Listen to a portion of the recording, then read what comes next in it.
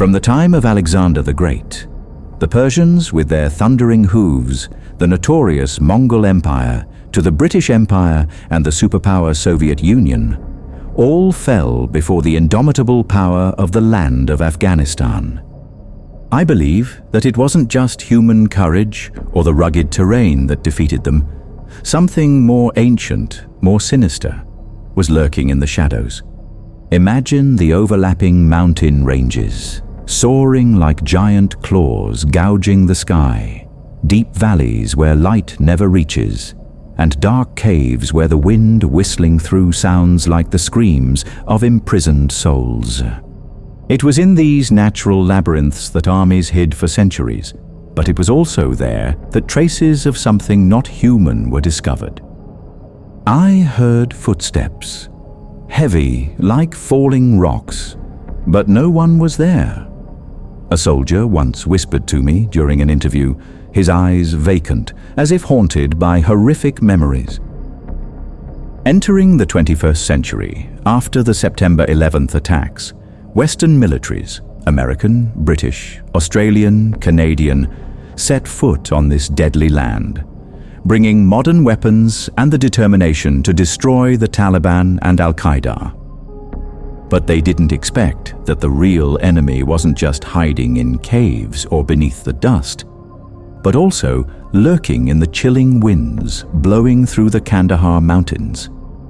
Captain, I swear I saw it. It was over 10 feet tall, its eyes glowing red like fire. It just stood there, watching us.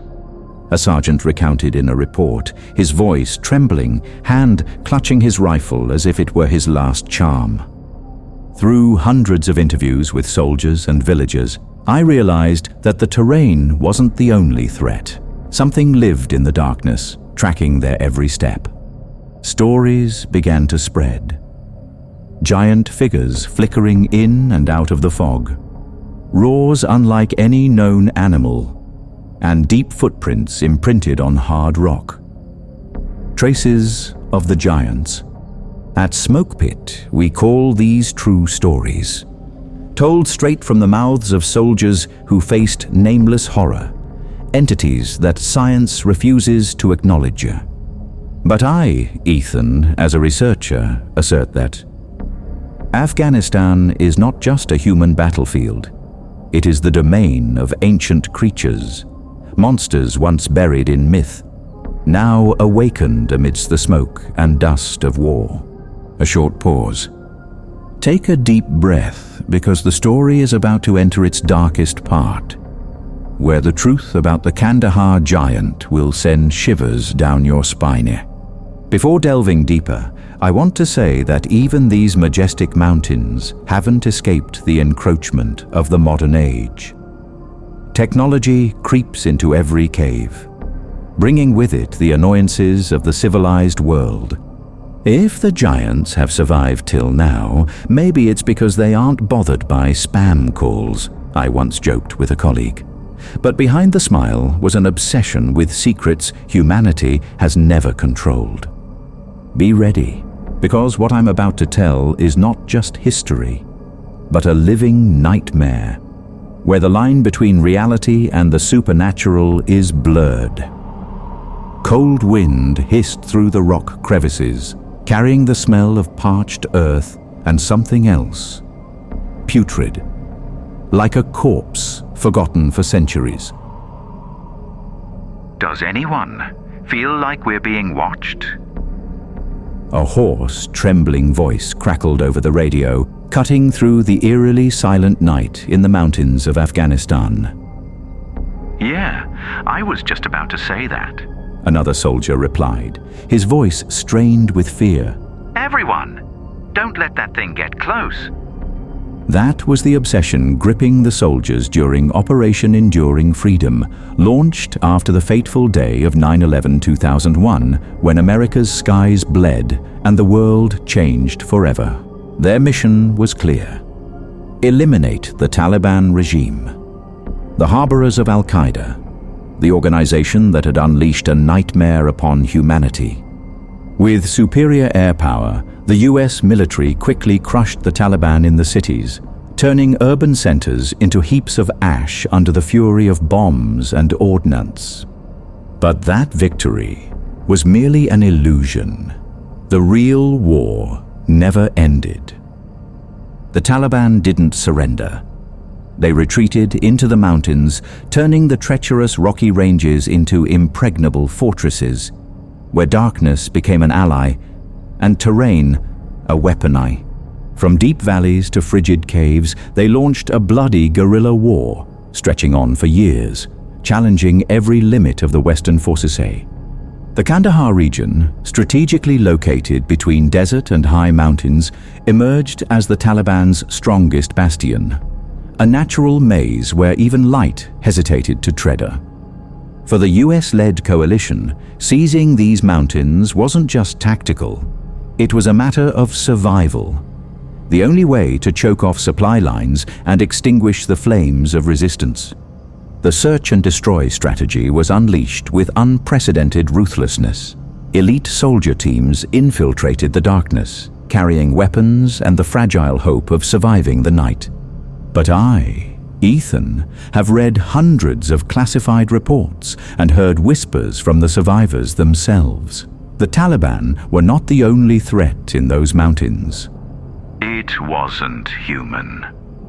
I heard its breathing, heavy like grinding stone, right behind us. A lieutenant told me, his eyes bloodshot, as if the memory still imprisoned his mind. Something ancient, enormous, and hungry was hiding in the darkness of Kandahar. Not insurgents, not wild beasts, but an entity far beyond any definition of war. In the search and destroy missions in Afghanistan, only the most elite units were thrown onto the line between life and death. US Army Rangers and Navy SEALs, the phantoms of the battlefield.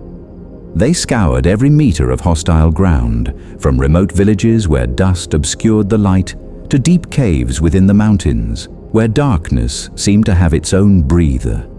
Every step was a gamble with death. The ground could explode at any moment. The thin air cut into lungs like knives, and the wind whistling through rock crevices sounded like the mocking laughter of a stalker.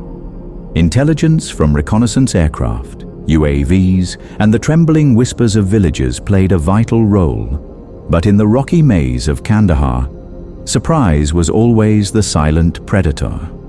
The towering mountains, weather harsh enough to swallow all life, and the network of dark caves demanded not only perfect tactics, but also hearts of steel, devoid of fear. Danger lurked everywhere. Improvised explosive devices, IEDs hidden beneath dry earth, treacherous cliffs ready to claim lives with a single slip, and sudden ambushes that stained the mountains red. Casualties were an unavoidable price. Blood soaked into the sand, screams dissolved into the wind. But that was only the beginning of the nightmare. In early 2002, a horrifying event shattered all rules of war. A Special Forces patrol team in the Kandahar mountains vanished without a trace, as if swallowed by darkness. Radio waves fell silent. Not a cry for help, not an SOS signal. Only the cold, white noise static, crackling like a death knell. Team 1 is not responding. It's been 3 hours. An officer announced over the radio at the base, his voice dry, hand gripping the receiver as if trying to crush the truther. Red alert was issued.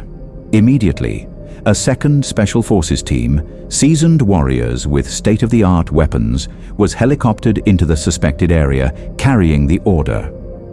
Find their comrades, dead or alive. They were prepared for every worst-case scenario.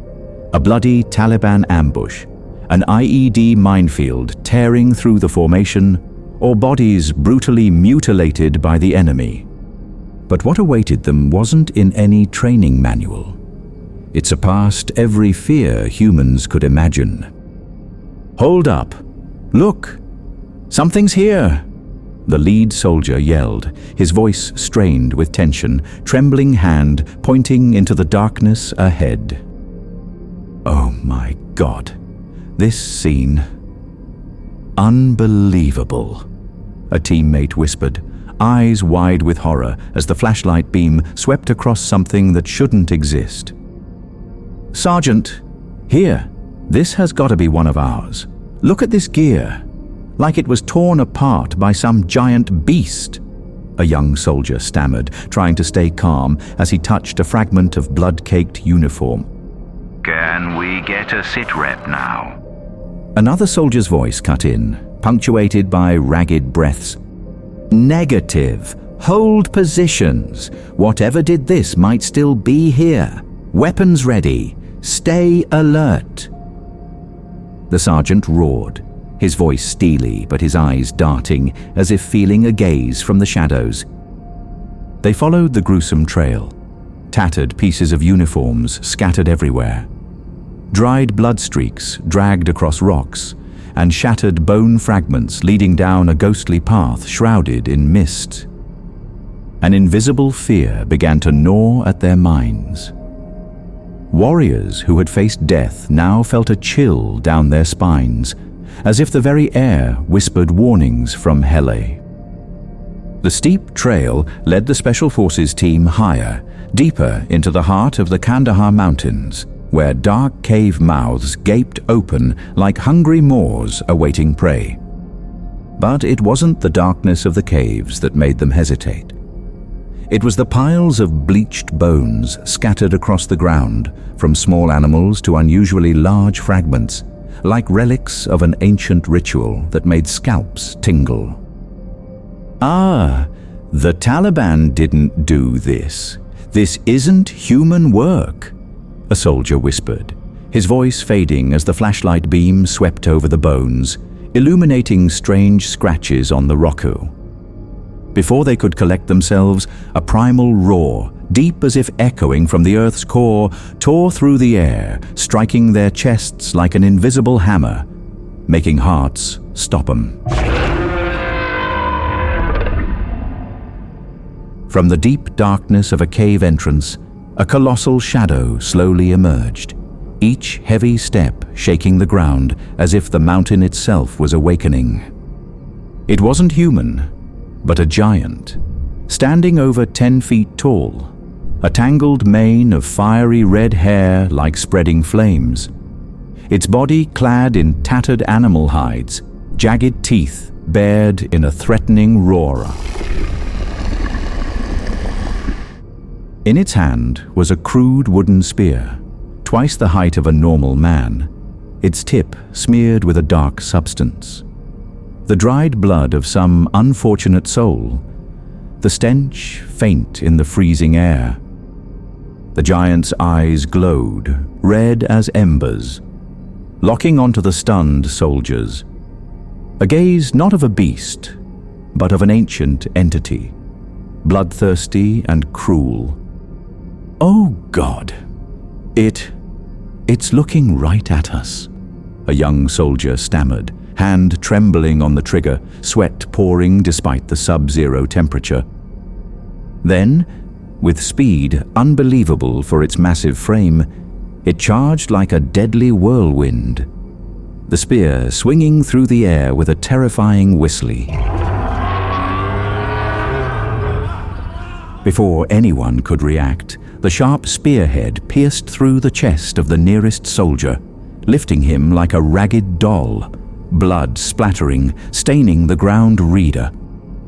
His scream was drowned out by the giant's deafening roar, a sound not of this world, as if echoing from Hela. That horrific moment broke the paralysis. Programmed by thousands of hours of training, the Special Forces team opened fire in unison, the roar of gunfire shattering the mountain's silence. A hail of bullets rained down on the giant. 5.56mm rounds, shotgun blasts, the deafening explosions echoing through the valley, turning the space into a hellish battlefield. 30 seconds, an eternity. Bullets roared, smoke billowed, and finally, the giant staggered, black blood pouring from dozens of wounds before crashing heavily to the ground, shaking the very mountainy. Skinwalker 2, request repeat line 5, over. The team leader yelled into the radio, his voice strained with panic, breath coming in ragged gasps. I repeat, line 5-1, Alpha casualty. Sierra 1 is KIA, requesting immediate medevac, over. He screamed, knuckles white as he gripped the radio handsetty. Roger, copy lines 1 through 5. Stand by. Line 6, confirm again. You said Tango target was a, what, over? The voice of the radio operator back at base hesitated, as if disbelieving his own earsea. Damn it. Golf, India, Alpha, November, Tango, a very large man with a wooden spear, over. The team leader nearly roared into the mic, terror and bewilderment making his voice crack. I told you. Roger. Stand by for orders, over. The other end fell silent, leaving only ragged breathing, as if the entire base was trying to process the unbelievable news. The Special Forces team stood there, guns still hot, looking at their fallen comrade and the giant's corpse. A scene beyond any nightmare they had ever imagined. This wasn't Taliban, not a hallucination. It was a Kandahar Giantu. This situation report, the craziest sitrep in military history, left the command post stunned. After the report was sent, albeit met with skepticism from the base, the Special Forces team remained frozen at the scene, eyes fixed on the colossal corpse lying motionless under Kandahar's fading sunlight. Initial horror gradually gave way to cold curiosity. They couldn't believe the thing they had just killed was real. A creature stepped out of humanity's oldest nightmares. They approached cautiously, each step like walking the line between life and death, nostrils assaulted by a thick, putrid stench, a mix of musk and decay, as if the corpse had been rotting for centuries. It's at least 13 feet tall. Unbelievable. A soldier measuring whispered, voice trembling as the tape measure stretched to its limit, shaky hands noting the impossible number. But the detail that sent chills down their spines was its hands. 6 fingers on each, massive, crude, with claws curved like sickles. A feature Ethan, had read about in ancient texts concerning cursed giant racism. "Pry its mouth open," the sergeant ordered, and when a brave soldier did so, the team fell silent. 2 rows of sharp teeth stacked upon each other, like those of a prehistoric predator. Their eyes swept over the bones and tattered gear around the cave entrance. Then the horrifying truth struck their hearts. Nothing remained of the first patrol team. This giant had torn them apart and eaten them. Oh God, we can't bring them back. A young soldier collapsed, tears mixing with the dust, the grief surpassing even the fear from the recent fight. But they soon realized this corpse wasn't just their own nightmare. It was something someone high up in the military wanted at all costs. The roar of CH-47 Chinook rotors grew louder from afar, shattering the deadly silence, bringing not just reinforcements, but also metal pallets and cargo nets. They came to take this giant corpse away. The flight back was torture. The stench from the hastily wrapped body in the cargo bay permeated every breath, causing some soldiers to vomit right onto the helicopter floor. Upon landing at the base, the Special Forces team was separated, pushed into cold interrogation rooms, bright white lights shining directly in their faces.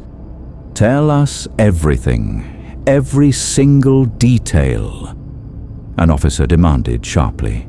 And they recounted the horrific battle with the giant, each word seemingly pulled from the deep darkness of their minds. Then, non-disclosure agreements, NDAs, were placed before them, forcing them to swear eternal silence, a familiar procedure for special forces, but this time it felt heavier than ever. They left the Chinook having never seen the body again. No photos, no samples, no proof, as if it had all been a hallucination in the mountains. Who'd believe us anyway? A man-eating giant in Afghanistan? One soldier laughed dryly, but his eyes were empty, haunted by the indelible air. But secrets, however deeply buried, always find a way to leak. Rumors spread within military circles, then exploded onto forums and military news sites in 2022. The Kandahar giant became a modern legend, a terrifying piece in the world of cryptids, where truth and nightmare blend inextricably. I, Ethan, first found records of this incident in 2008, just 6 years after the event. Surprisingly, it wasn't buried deeper in the military's shadows. But the story's origin didn't come from the soldiers who pulled the trigger, but from a pilot, the man who flew the CH-47 Chinook, who saw the corpse and carried it out of those deadly mountains. I smelled it before I saw it. That smell of death. It clung to me even in my sleep. That pilot once told me in a secret interview, his eyes bloodshot, as if still imprisoned by the horrific memory. This story isn't just a military report. It's living proof that in the shadows of war, ancient entities still lurk, awaiting their moment to emerge. The story of the Kandahar giant first leaked to the public through the account of an anonymous pilot who appeared on the popular radio show Coast to Coast AM with George Noory on December 3, 2008, in an episode titled Hotspots and Giants. What convinced me, a researcher of this account, wasn't the drama, but his chillingly authentic restraint. He didn't exaggerate, didn't embellish, just told what his eyes had witnessed. I only saw the body when it was loaded onto the helicopter. The pilot's voice came over the radio waves, deep and steady, as if suppressing the haunting memory. Transporting it. That's the part I know best. He didn't recount the thrilling tale of piercing spears or roaring guns. Instead, he admitted the horrific details were just information he heard secondhand from the Special Forces team, like fragmented pieces of their nightmare. Like I said, that's secondhand information, he explained, voice raspy through the microphone. They said this thing wiped out the first team that found it. When the second team arrived, they found the giant, eating our comrades right in the middle of a killing field full of white bones. They said it ran fast as the wind, threw huge boulders from afar, rocks a normal person couldn't lift. He continued, breath catching as if reliving the memory. But our weapons took it down, because I saw the dead body myself. The pilot described the body covered by a tarp and secured with cargo netting. But the putrid stench still wafted up, as if death fumes from centuries past were escaping the tattered fabrics. Oh, we only peeked through the gaps, he recounted, voice dropping low. It was terrifyingly large, unlike anything I'd ever seen. We weren't allowed to touch it, measure it, do anything. But I can't forget its hand. He paused, as if the memory still gripped his mind. Looked like a human hand, dirty, covered in dirt and dried blood. But it had 6 fingers, 6 long fingers like monster claws. That detail about the 6 fingers perfectly matched the Special Forces report, and more importantly, ancient records that I, Ethan, have painstakingly researched. Traces of a cursed giant race from prehistoric times.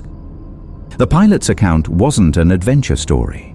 It was the cold testimony of a man drawn into the darkness of Kandahar, where horrific truth surpassed all imagination. When we took off, the smell from the body permeated every corner of the Chinook, he added, voice trembling. I couldn't sleep well after that because every time I closed my eyes, I saw that hand, like it was reaching for me from the darkness. The giant corpse was covered by a large tarp, strapped tightly to a standard 463L transport pallet, 9-7 feet in size. But the pilot still couldn't take his eyes off the hand and foot sticking out from the tattered cloth. He wasn't allowed close enough to measure precisely, but the sharp eyes of a seasoned pilot estimated the giant's foot, wrapped in rough burlap or animal hide like ancient footwear, was at least 28-30 inches long, a size far beyond any human limitus. The body was forced into a fetal position to fit the pallet, but he asserted, if stretched out, it had to be over 12 feet, maybe even 13 feet tall. A real monster. As the one piloting the Chinook carrying the body, the pilot could feel its weight through every vibration of the aircraft. An unmistakable heaviness.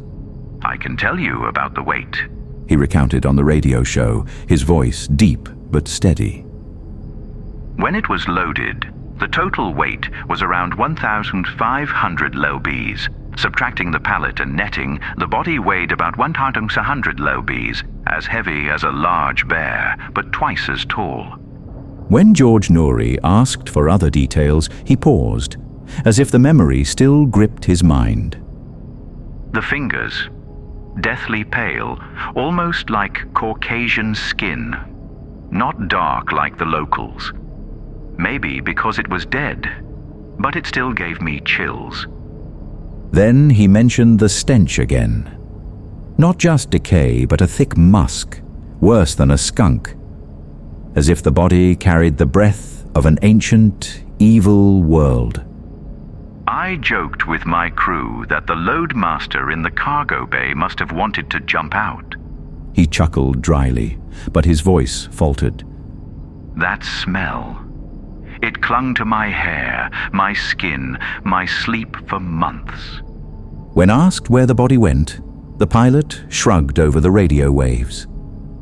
I'm not sure, but I got the feeling it was transferred to an airbase in Ohio. I just did my job, then they took it away. Hade meeting.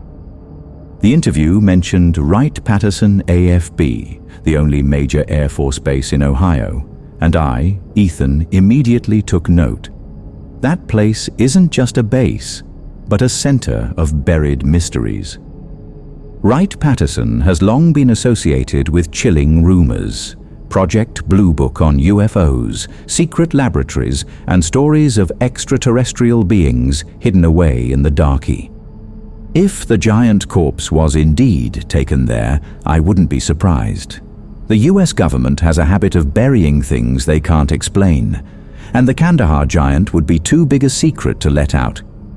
I don't know what they did with it, the pilot concluded, his voice low.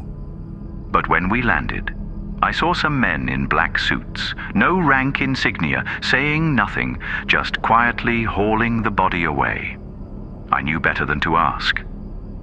A deep, heavy voice echoed from an old recording, purportedly from a member of the 2nd Special Forces team, pulling me back to the horrific moment on the Kandahar mountain.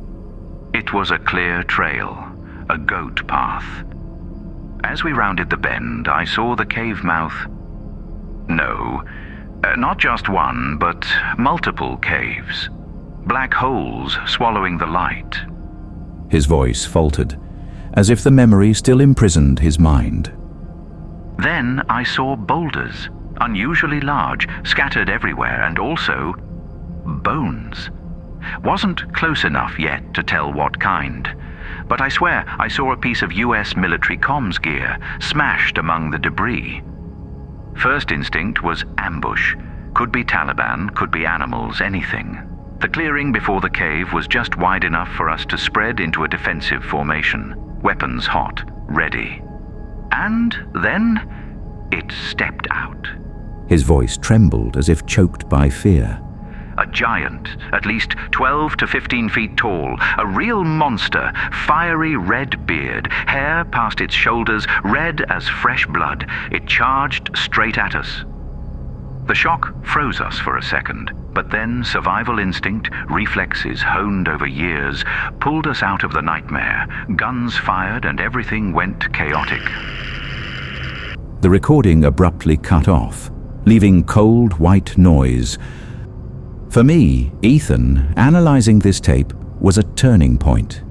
It contained details absent from the 2008 pilot's account. The fiery red hair, the double rows of sharp teeth, and the scene of the soldier impaled by the spear. So, where did these vivid, horrific pieces come from? I traced the clues through military forums and obscure corners of the internet, and everything pointed to one source: a 2016 interview video.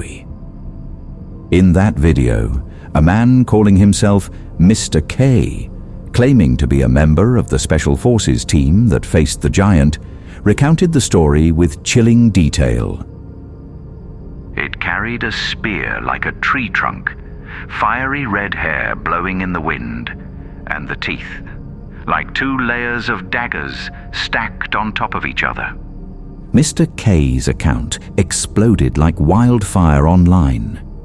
The image of the ferocious giant, the blood-stained spear, and the savage roar shaped the version of the Kandahar giant the world knows today.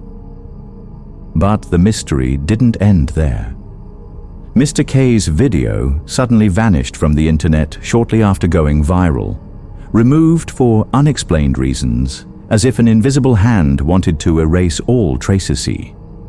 I heard its footsteps before I saw it.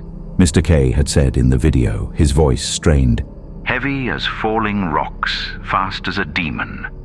We fired until we were empty, but I still see it in my dreams, its red eyes staring right at me.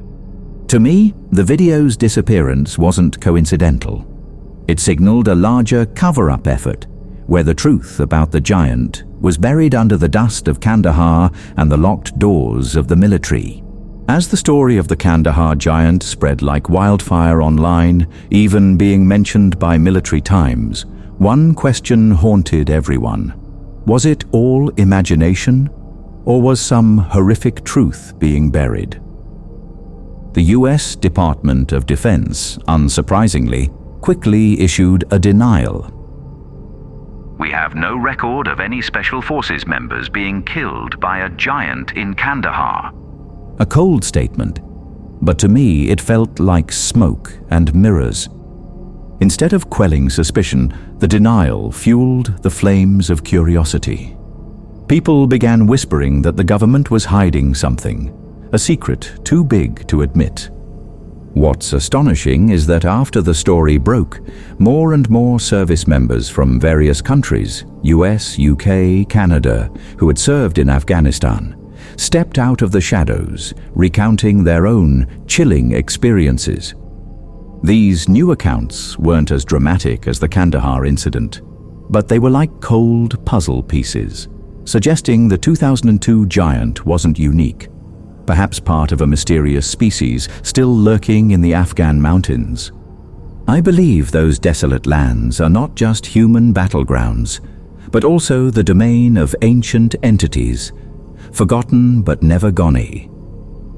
One of the first stories supporting this hypothesis came from a US Army infantry team leader serving in Kunar province, northeast Afghanistan, around 2008-2009, several years after the Kandahar incident. That night, under a pitch-black sky, a soldier in his squad peered through a new thermal scope, a Recon 3, when a teammate curiously asked, "Hey, is that the new scope?" "Ah." "Yeah, the LT wants me to test it out and then train the guys," he replied, adjusting the device. "I'm just messing around with the buttons right now." "How's it working?" the other asked, voice soft in the freezing air. "Well... Oh, wait a sec." His voice dropped, breath catching. "Looks like a couple of targets over there." "How many?" The teammate tensed immediately, hand tightening on his rifle. "About 2, 3. Hard to tell. Just a big heat signature, like they're bunched together." He squinted through the scope, then suddenly froze. "Whoa! What the hell is that? No way! Hey, how tall would you estimate those trees around there are?" He turned to his teammate, voice trembling, eyes wide with disbelief, as if he'd seen a ghost. "Huh? The trees? Probably 10, 15 feet or so," the other replied, not understanding. "That's what I thought," he mumbled, eyes still glued to the thermal display, where a giant silhouette dwarfing the trees was clearly visible. Something not of this world. It was taller than the trees, moving slowly like it was stalking, he whispered to me in a later interview, hands trembling at the memory. "I didn't dare report it, because who would believe me?" The story began with an infantry soldier, his voice deep as he recounted. "I was stationed in Kunar province from 2008 to 2009. One night, we were on patrol observation, watching a village suspected of being an IED factory, those deadly bombs hidden underground. The lieutenant gave me a brand new thermal imaging system, a Recon 3, and said, 'Figure out how to use this, then train the team.' None of us really knew how it worked." He chuckled dryly, but the memory that followed wiped the smile away. "I started scanning the dark valley, then along the mountainside where we were hidden. Cold wind hissed past, carrying the smell of dry earth and something unnatural." He paused, as if the smell still clung to his nostrils. Then I saw it. A massive heat signature glowing bright on top of a nearby false peak. At first I thought it was just Taliban huddled around a fire, like they do. His voice trailed off, breath quickening at the memory. I adjusted the scope for a clearer view. But then, the heat mass stood up. Not a group of people, but one single entity. Astonishment still choked his voice, as if he were reliving that moment. The trees around it were about 10 to 12 feet tall, but this thing, it was level with, if not towering over them. Its head poked above the canopy, like a giant shadow under the dim moonlight, he whispered, as if afraid it could hear. It started moving, parallel to my position. Long, slow strides, like it was leisurely hunting. But in just a few seconds, it covered a distance a normal person would have to run to keep up, he murmured. Only a monster could do that. It crossed the rough terrain as if rocks and thorn bushes didn't exist, then disappeared behind a nearby ridge. I stood there stunned, hands shaking so bad I almost dropped the scope, he recounted, voice trembling as if swallowed by the darkness. At the time, I thought I imagined it. I'd never seen anything like it, huge, agile, and not human. He paused, trying to erase the memory. I didn't tell anyone while I was still in the service, nor after I got out. I buried it deep inside, telling myself I couldn't possibly encounter that thing again. He sighed, but fear still laced his words. Then, in 2010, I heard Coast to Coast AM talking about the Kandahar giant. Everything flooded back. The heat signature, the colossal figure, and the feeling of being watched in the dark, he said, voice dropping as if pulled back by the memory. I started wondering, what other strange things had I seen in Afghanistan, but tried to forget? He whispered to me during the interview, his eyes bloodshot, as if imprisoned by the past. The soldier from Kunar continued, his voice lowering as if pulled deep into memory. For example, The creature in Kandahar was described as having fiery orange-red hair. That reminded me of a strange custom where I was stationed. The Afghan people there sometimes dyed their hair, and even goat fur, a bright orange color, like flames burning amidst the mountains, he said, eyes distant. They never explained why, just did it quietly. Every few months they'd dye them like that. Then one day, the orange goats would disappear. No trace, no sound. The villagers' hair would fade too, as if nothing ever happened. He paused, breathing heavily. Back then, I thought it was just a weird cultural practice I didn't understand. But now, hearing about the red-haired giant, I wonder, were they communicating with it? His voice trailed off, as if choked by darkness. Or worse, were those goats sacrifices? He whispered, and the thought made my skin, Ethan's skin, crawl. An ancient ritual to appease something in the mountain darkness. I am a Christian, he concluded, voice firm but trembling. The Bible mentions the Nephilim, ancient giants. I believe that's what I saw, a remnant of a cursed race still living among us. But I must note one thing. He said he heard about the red hair from the 2008 pilot interview, but that detail only emerged later in Mr. K's 2016 account. His memory might have been distorted by time and rumor. Nevertheless, the link between the giant's red hair and the villagers' orange dyeing custom is a chilling, eerie piece of the puzzle, like an invisible thread connecting humans to entities beyond understanding. Once, I saw an old woman in the village looking up at the mountain, holding orange goat fur, muttering something. He added during our interview. I didn't understand, but thinking back now, I felt like she was begging something not to come down. If giants still exist, hiding in caves and hunting prey as the Kandahar story suggests, then villagers sacrificing red-dyed goats to appease them isn't far-fetched. It's a terrifying possibility. But are they just flesh-eating monsters living in darkness? Or is there something deeper, more complex? The next account I gathered paints a different picture, more human yet deeply unsettling. This isn't just a story. It's evidence that an ancient connection exists between humans and these giant beings, obscured by time and fear, waiting to be unearthed from the shadows of Afghanistan. A professional voice came over the radio. Reaper Actual. This is Raptor 1 TAC 1.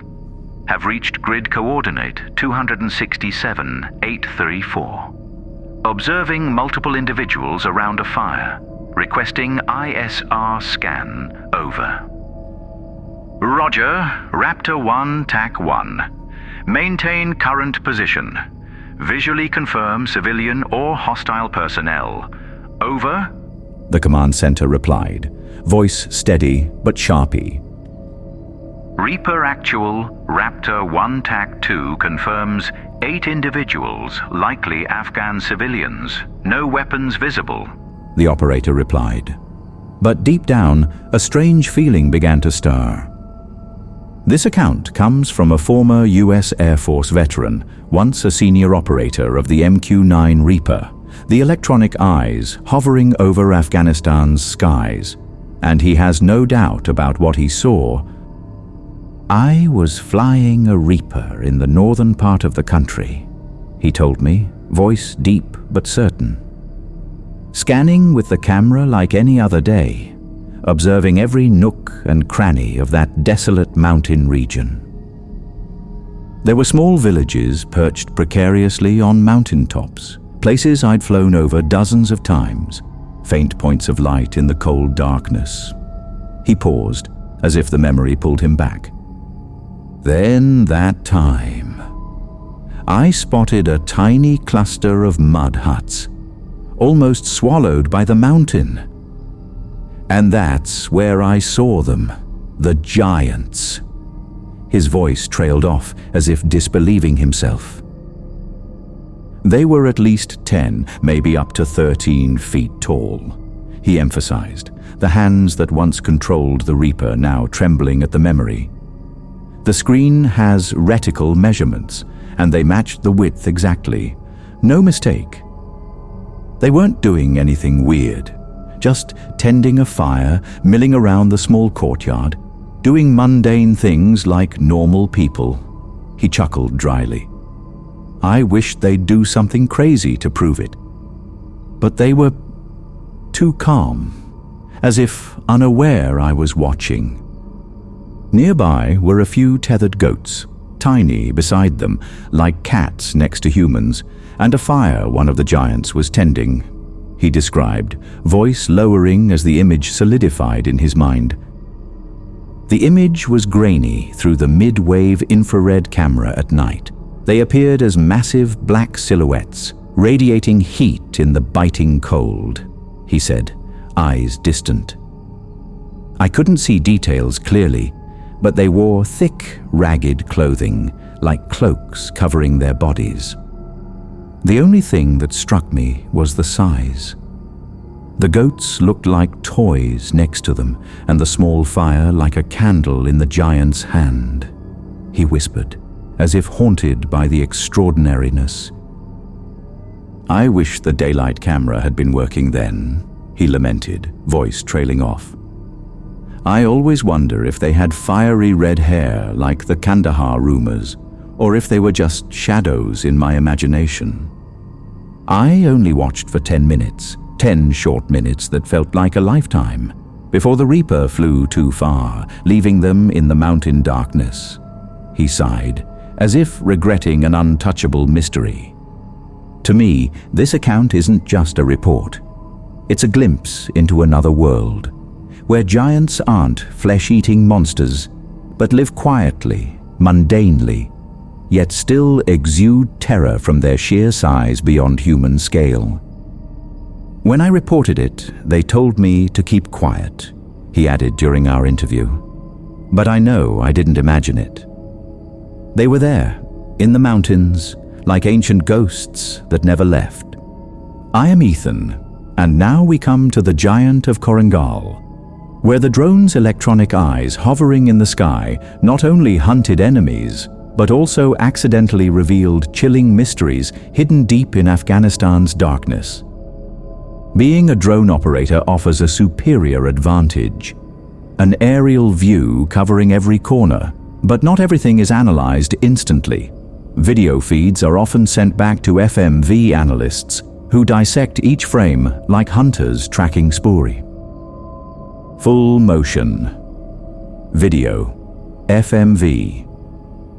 Analysts are the silent ghosts of war, their eyes glued to screens, scouring for every detail. Weapons, movements, or any anomaly in the pattern of life of those under surveillance. This account comes from an Air Force veteran, an FMV analyst serving from 2012 to 2018, who faced something beyond all training, a sight that sent chills down his spine in the cold, air-conditioned room. The video he analyzed was shot near the Korengal Valley, Kunar province, a notorious area where the Taliban stealthily moved personnel and goods across the Pakistani border, hiding in the rugged terrain like phantoms. His mission was pattern of life analysis, the habits of villagers or insurgents, when they woke up, where they went, what they did, whether they carried guns, all to prepare ground troops about to enter the danger zone. I did FMV from 2012 to 2018, he told me, voice low but sharp. We were soaking an area northeast of Korengal, analyzing everything with a heat signature the camera picked up. Initially, I saw a few guys around a fire. Normal stuff. We watched longer, looking for weapon signatures or anything suspicious. He paused, as if the memory still gripped him. After about 20 minutes, I thought I saw two guys wrapped in blankets sitting together. But then they stood up. No, just one guy. His voice cracked, the astonishment still raw. One giant guy, making the others look like children. He stood up, walked towards a mud hut, and had to bend way over, almost crawl, to get inside. He described, hand unconsciously flexing as if measuring. The IR camera just showed me the heat blob, but I knew he was at least 8 to 9 feet tall. I couldn't see hair color. Infrared doesn't allow for that. But his size, my God, unmistakable. He whispered, as if someone might overhear. He wasn't a normal human. No way. He wasn't doing anything special, just milling around the fire like it was his home. He chuckled dryly. I wished he'd brandish a knife or do something aggressive, but no. He just existed there, like a colossal ghost. There were a few other people nearby, tiny like dolls compared to him, and I wondered, did they know? Or were they used to the presence of that thing? He murmured, eyes distant, as if looking back at the screen from years ago. This sight wasn't just a video clip. It was evidence that giants weren't only flesh-eating monsters in caves, but might live among humans, hidden in the remote villages of Korengala. I reported it up the chain, but they told me to be quiet, he added during the interview. They didn't want to hear about the giant, just needed to know it wasn't Taliban. But I know what I saw, and it hasn't left my head. The FMV analyst's observation in Korengal chills me. Not because of ferocity, but because it suggests the giant seemed integrated, or at least coexisting with local villagers in the mountain darkness. Afghans, with their strong tribal social structures, carry ancient customs and diverse cultures. I wonder, do these giants also have their own tribes with differences in customs, lifestyles, or even how they view humans? Are they all flesh-eating monsters, like the one in Kandahar with double teeth and a blood-stained spear? Or do some groups choose quieter, more peaceful lives, hidden among mud huts? I hypothesize, but the answers remain shrouded in darkness. Though just speculation from fragmented pieces, the idea of coexistence between humans and giants isn't new. It has echoed through millennia, from ancient Bible pages to the whispers of modern witnesses. The Bible speaks of Nephilim, Rephaim, Anakim, giant races from 5,000, 6,000 years ago. The soldier in Kunar once told me, his eyes bloodshot, recalling the heat signature, I believe they are still here among us. Most famous is Goliath, the Philistine warrior nearly 10 feet tall. His massive bronze spearhead weighing almost 15 pounds, like a death scythe that made the entire Israelite army tremble before his inhuman strength. But Goliath wasn't alone. The chronicles of King David 3,000 years ago tell of him and his warriors destroying other Rephaim, descendants of Rapha, in bloody battles amidst rocks and deserti. Further back, Moses and Joshua faced the Anakim, colossal figures that made the spies tremble, reporting back about giants before whom they felt like grasshoppers. One detail that startles me, Ethan, is the story of the giant in Gath, slain by Jonathan, King David's brother. He was a huge man with 6 fingers on each hand and 6 toes on each foot, 24 in all, records the 2nd book of Samuel, a perfect match for the Kandahar giant. 6 fingers. I saw them clearly through the tarp on the Chinook, the pilot once whispered to me, voice trembling. Like the Bible coming alive on the battlefields of Afghanistan. In tribes, the leader is often the largest and fiercest. I picture Goliath heading the Philistine army, or Og, king of Bashan, the last Rephaim mentioned with awe by Joshua.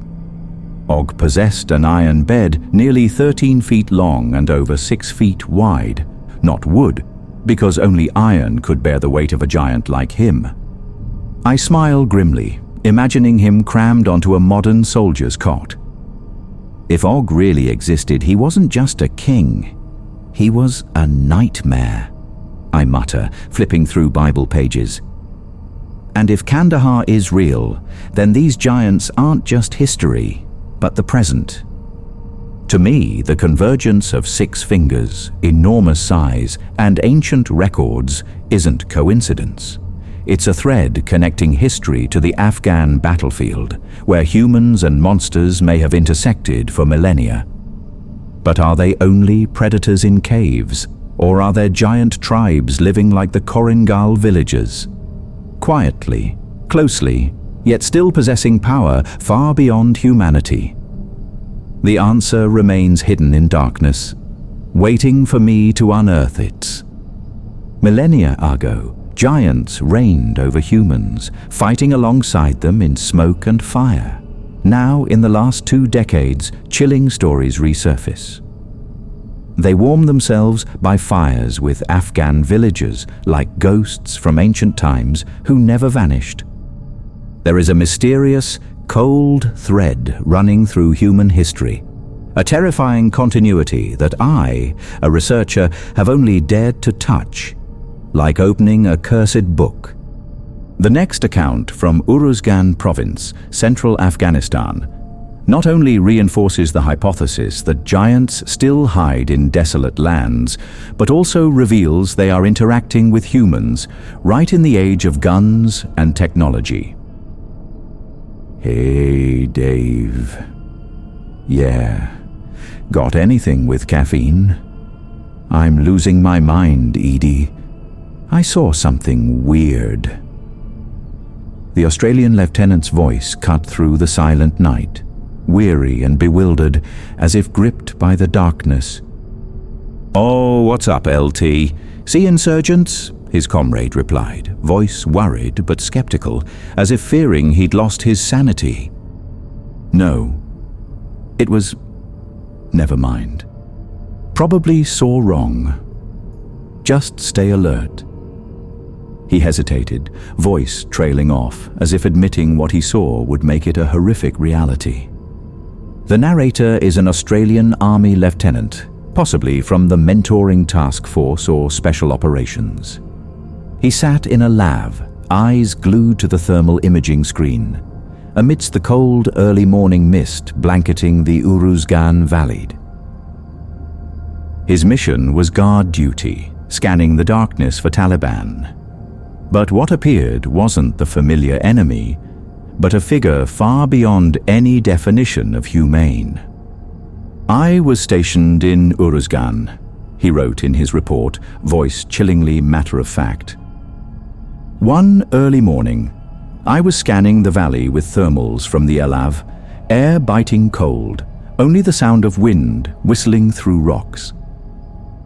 Then I saw it, a large human figure, but strange, not wearing the robes Afghans usually wear." He paused, as if the memory still clung to him. It was lanky, unusually tall, like a distorted shadow. Thermals didn't give me much detail, and the distance was great. But I clearly saw it from the chest up as it walked behind some compounds. He described, voice lowering. It looked human, but not human. I watched it move, slowly, but each step seemed to devour distance, he whispered to me during the interview. I told myself it was a hallucination, but my heart was pounding, like it knew it was real. To me, Ethan, what makes this account stand out is its chilling authenticity. No exaggeration, no embellishment, just the cold acceptance of a soldier facing the inexplicable. "I never believed in giants," he added, eyes bloodshot. "But when you see it through the scope, towering, silent in the valley, you can't deny it. It was there, alive, and I can't forget it. As the Chinook pilot once told me, when you face such a creature, even though reason screams it doesn't exist, your eyes and heart are forced to acknowledge the horrific truth before you. The Australian officer continued, his voice dropping as if pulled deep into memory. I lazed the compound walls a few times for distance because I knew they'd give a clear return signal. Initially, I guessed it was about 500 to 600 meters away. A normal observation distance, he said, hand unconsciously tightening as if still holding the device. But I wanted to be sure. When I scanned more carefully with the laser rangefinder, I almost couldn't believe it. It wasn't 600 meters. It was 100 meters. His voice cracked as if pierced by the truther. 800 meters, he repeated, eyes wide in memory. Nearly 6,000 feet. If a human figure is still clear from the chest up at that distance, then it's not just big. It has to be colossal, beyond anything I ever imagined. It wasn't rushing, he whispered, as if afraid to wake the thing. I watched it for about 5 minutes, each step slow but deliberate, before it disappeared behind the mountain shadow, like a ghost melting into the early morning mist. I don't know what it was, but it had to be at least 12 feet tall, over 3.6 meters, he concluded, voice firm based on the cold measurement. There's no other way to explain it. I never told anyone. He sighed, eyes distant. That image stuck with me through the nights, like a shadow that never leaves, but I kept silent, afraid people would think I was crazy. To me, Ethan, this tendency towards silence isn't strange.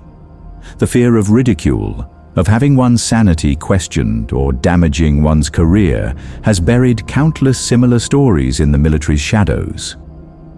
The rare accounts we hear are just the tip of the iceberg. A massive mystery I believe militaries worldwide have encountered, but no one dares speak of her.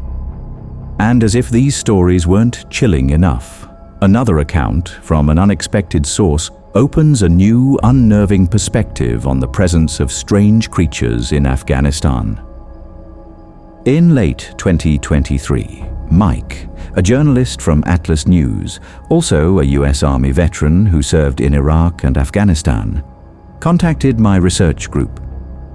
During a long conversation ranging from UFOs to cryptids, Mike initially scoffed at Bigfoot or Chupacabra. Just nonsense, he said, voice full of skepticism. But then, as if pulled back by memory, he paused, took a deep breath. Okay, I don't believe in that stuff. But there was this one time in Afghanistan, on patrol, I saw something. I couldn't explain. It was a bone-chilling night in Uruzgan, he told me, eyes darkening. I was scanning the valley with thermals, and there it was. Not Taliban, not villagers, but a tall, silent figure, like something out of an ancient nightmare. Mike's account isn't just a story. It's an echo from the darkness, where giants not only exist, but live silently among us, hidden in the corners of modern warfare. Mike's story began near Afghanistan's eastern border with Pakistan, a desolate region where whispers of giants weren't uncommon, but he and his unit were there only for humint collection from village elderser. They sat facing weathered old men, trying to extract information about the Taliban. But amidst the dry questions, one elder suddenly warned through the interpreter, "Don't go up into the nearby mountains," his voice trembling as if carrying centuries of fear. "There's a group of people living up there," the interpreter translated, glancing at Mike. "The villagers avoid them. No one dares go near." The old man described, "Pale skin, they harass the herders on the plateaus, throw large rocks down at us." a chilling account, like an old tale told by firelighter. Mike, ever practical, asked through the interpreter, "Do they have guns? Are they Taliban?" Gesturing to his and his comrades' rifles, wanting to identify the enemy. "No, no, no." The old man waved his hand dismissively, voice urgent. "They look like you, white skin, but wear clothes like us. No armor, no guns." Mike frowned, suspicion creeping in. "He says they have beards, stocky builds, and are super tall, like you guys," the interpreter added, and Mike almost laughed. American soldiers were generally taller than Afghans, but super tall? How could that be? "I didn't think much of it then," Mike told me, voice lowering. "I asked my superiors later. They just said, 'Yeah, it's nothing, don't worry about it.' As if it was nonsense not worth bothering about. But that old man, he spoke like it was the biggest truth of his life." He paused, eyes distant. "I thought maybe it was a group of nomadic Taliban. But why wouldn't he point out where they were?" Years later, when someone mentioned Afghan giants, I scoffed, "Nonsense," he said, but then his voice trailed off. Until I remembered the old man's words, pale skin, throwing rocks, tall, everything fit strangely well.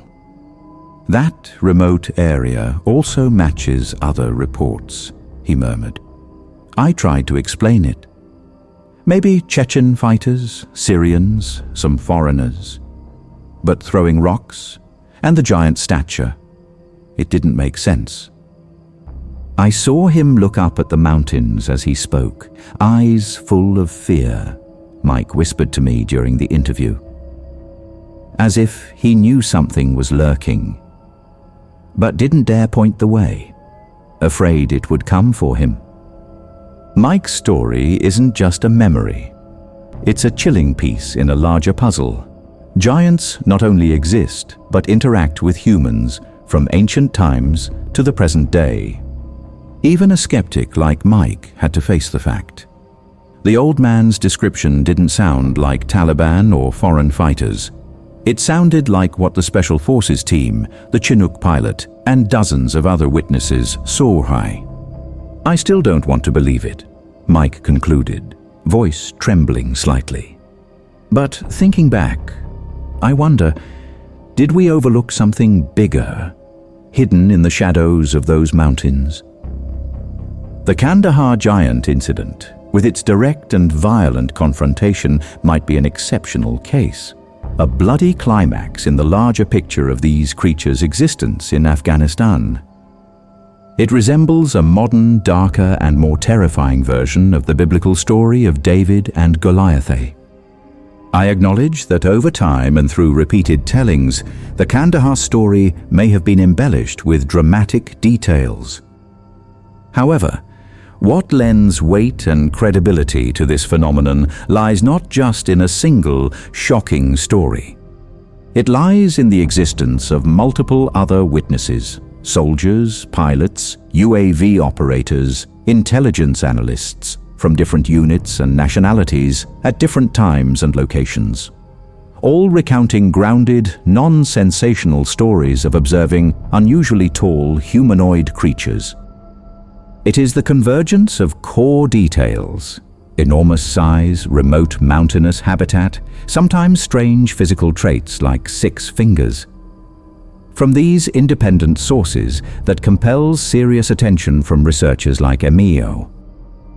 Although the Department of Defense denies it, and we lack irrefutable physical evidence, the direct, calm, and consistent testimonies from military personnel trained for accurate observation and reporting cannot be easily dismissed.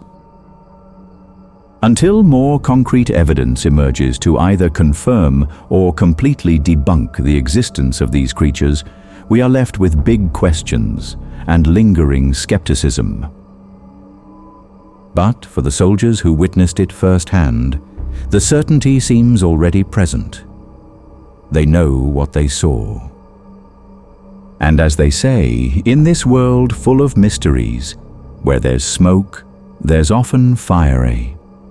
If you enjoyed these stories, let me know by commenting the number 9. May God be with you, whatever you are facing. See you in the next episode, with more mysteries waiting to be revealed. In 1942, as the fires of war blazed across the Pacific Theater, another darkness, older than modern guns, began to stir from the depths of the Solomon Islands. Japanese forces, ambitious to swallow the strategic territory northeast of Australia, rooted themselves in these islands like a ravenous beast, unaware they were stepping into the domain of something far more dreadful. The Allied forces, led by the US Navy, plunged in like a sharp blade, aiming straight for Guadalcanal, an island even the sunlight seemed hesitant to touch her. In the suffocating heat of the rainforest, Japanese soldiers sweated digging trenches and building an air base, but their eyes constantly darted towards the dense canopy, where the wind howled like the whispers of death. "Careful, Tanaka. I just heard something. That wasn't the wind." "You're imagining things. Don't scare me." Tanaka snapped, but his hand gripping his rifle trembled. They didn't know, or chose to ignore, that an ancient entity had lived on this island since before recorded history, something the native Solomon Islanders only dared mention in trembling prayers. The islanders, their eyes haunted, had tried to warn, "Don't go deep into the jungle. The giants will not forgive strangers." But the Japanese soldiers just scoffed, dismissing it as the superstition of the weakie. Then came the fateful day when US Marines landed on Guadalcanal's shores like a wave of steel, pushing the Japanese further inland, where the darkness waited to devour both victor and vanquished. It wasn't the sound of guns or bombs that froze the hearts of the Japanese soldiers, but the heavy footsteps echoing in the night, as if the entire island was breathing, living, hunting. "Did you hear that, Sato? It's right behind me. Run! Don't look back!" But when Sato turned, there was only darkness and a roar that shook the heavens. Rumors spread like wildfire through the ranks of the retreating Japanese troops. Something enormous, taller than the ancient trees, with eyes burning red like blood, was stalking them in the deep jungle. I've read classified reports from that time. A Japanese sergeant wrote in his diary that he saw comrades torn apart like dolls by a hand, larger than his entire body. No one knew exactly what it was, skinwalker, demon, or the giants of Solomon legend. But all that remained of the Japanese soldiers were tattered boots and screams swallowed by the darkness. The natives whispered that this island was cursed, that these creatures not only protected the land, but punished any trespassers with horror beyond imagination. As the Allied forces pushed deeper, they too began to feel uneasy. Fleeting shadows in the mist, unexplainable noises, and the sense of being watched by an unseen predator. "Captain, I swear I saw something, at least 16 feet tall." "Don't panic, Private. Focus on the Japanese." But the captain's voice also faltered with doubter. This wasn't just a war between men, but a confrontation with something beyond understanding, where bullets became meaningless against the teeth and claws of the darkness. Guadalcanal wasn't just a battlefield of World War II. It was a place where reality ripped open, revealing nightmares humanity wasn't ready to face. Before 1941, the people of the Solomons lived peacefully, knowing war only through distant rumors from Europe or Asia, thousands of miles across the deep blue ocean. But after Pearl Harbor, the shadow of war fell over the islands, and with it came the awakening of entities that had slumbered for centuries, now roused by the scent of blood and the roar of bombs. Britain hastily withdrew its personnel, leaving panicked native workers to flee back to their villages or hide in the jungle, where they knew safety was merely an illusion against the ancient predators. If you've ever set foot on Guadalcanal, you'd understand why they call it the fog of war. Not just because of the smoke and fire, but because of what hides in the mist, waiting to pull you into eternal darkness. In May 1942, the Empire of Japan, aiming to build a steel wall against the Allies, turned the Solomon Islands into its southernmost outpost, unaware they were awakening something more terrifying than war itself. Japanese troops quickly occupied the main islands, transforming Guadalcanal into a living fortress with airstrips, seaplane bases, and defensive fortifications sprouting like bleeding wounds on the pristine island's skinny.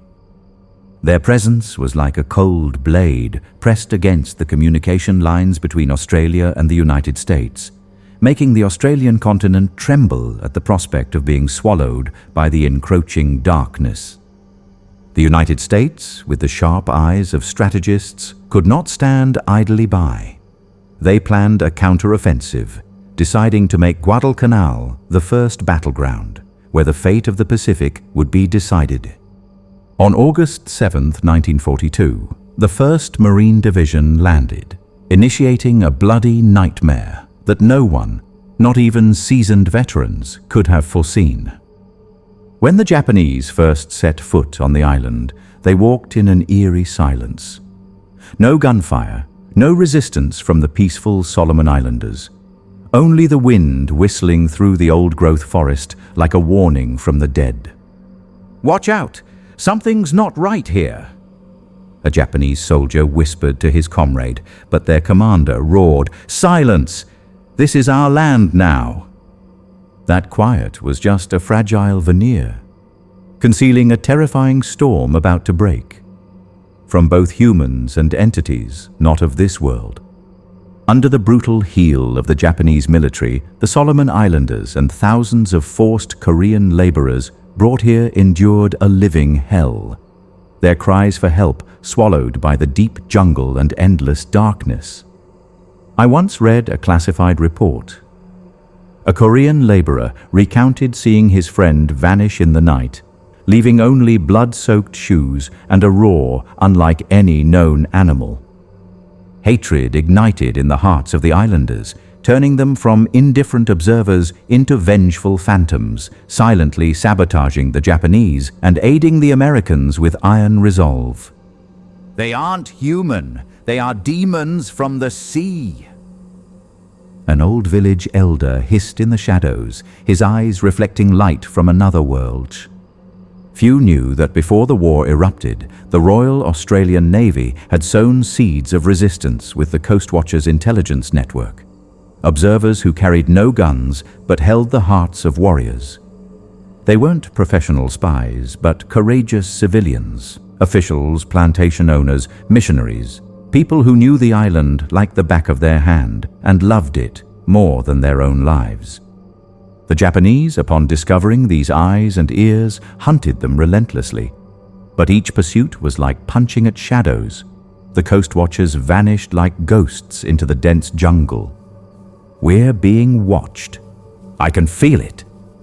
A Japanese officer yelled, but only the rustling leaves and the bone-chilling cold of an unseen predator answered him. Hiding in the oppressive heat and humidity, they observed every Japanese movement, sending radio messages worth their weight in gold. Eagle calling Condor. Lunga Point Airfield near completion. 2 engineer battalions. I believe it was a coast watcher who saw something no one dared speak of.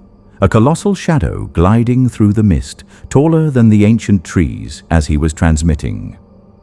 Information from that brave observer reached the Australians, then the Americans, making Guadalcanal the primary target, not just for strategic reasons, but also due to a vague premonition of something waiting in the darkness. With support from the Coast Watchers and the Australian Navy, US forces tore through Japan's coastal defenses like a sharp blade. But behind the initial victory lay the island's sigh, an ignored warning. Guadalcanal wasn't just a place where humans fought. I've found redacted records mentioning Japanese soldiers disappearing without a trace, and screams that gunfire couldn't drown out. Perhaps in the deep jungle, it wasn't just the coast watchers stalking the Japanese, but also ancient entities, giants, demons, or something nameless, waiting to reclaim the island from the arrogant invaders. The illusion of a quick Allied victory vanished like mist in the wind, replaced by 6 months of bloody hell in the Solomon Islands. Having lost the beaches, the Japanese forces regrouped in the island's interior, hiding in the dense jungle like desperate ghosts, switching to treacherous guerrilla tactics, turning every bush into a deadly trappeau. Their surprise attacks sowed terror among the American soldiers, then melted back into the thick green curtain, where darkness concealed not only the enemy, but also entities beyond imagination. The chase between life and death truly began, and the old-growth forest opened the door to its darkest nightmare. Guadalcanal's treacherous terrain, sheer cliffs, gloomy valleys, vegetation like a living wall, became an unwilling ally to the Japanese, and simultaneously an invisible enemy to the US Marines.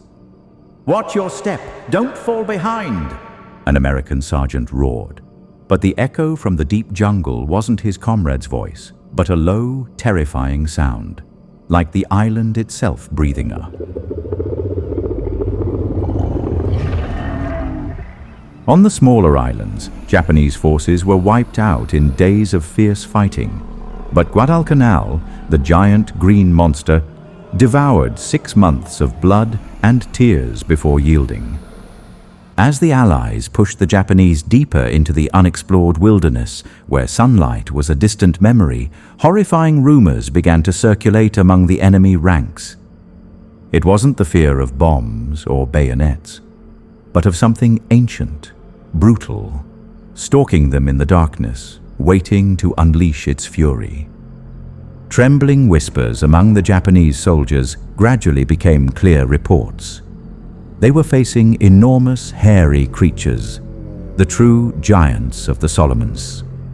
It was tall as a treetop, eyes burning red like fire.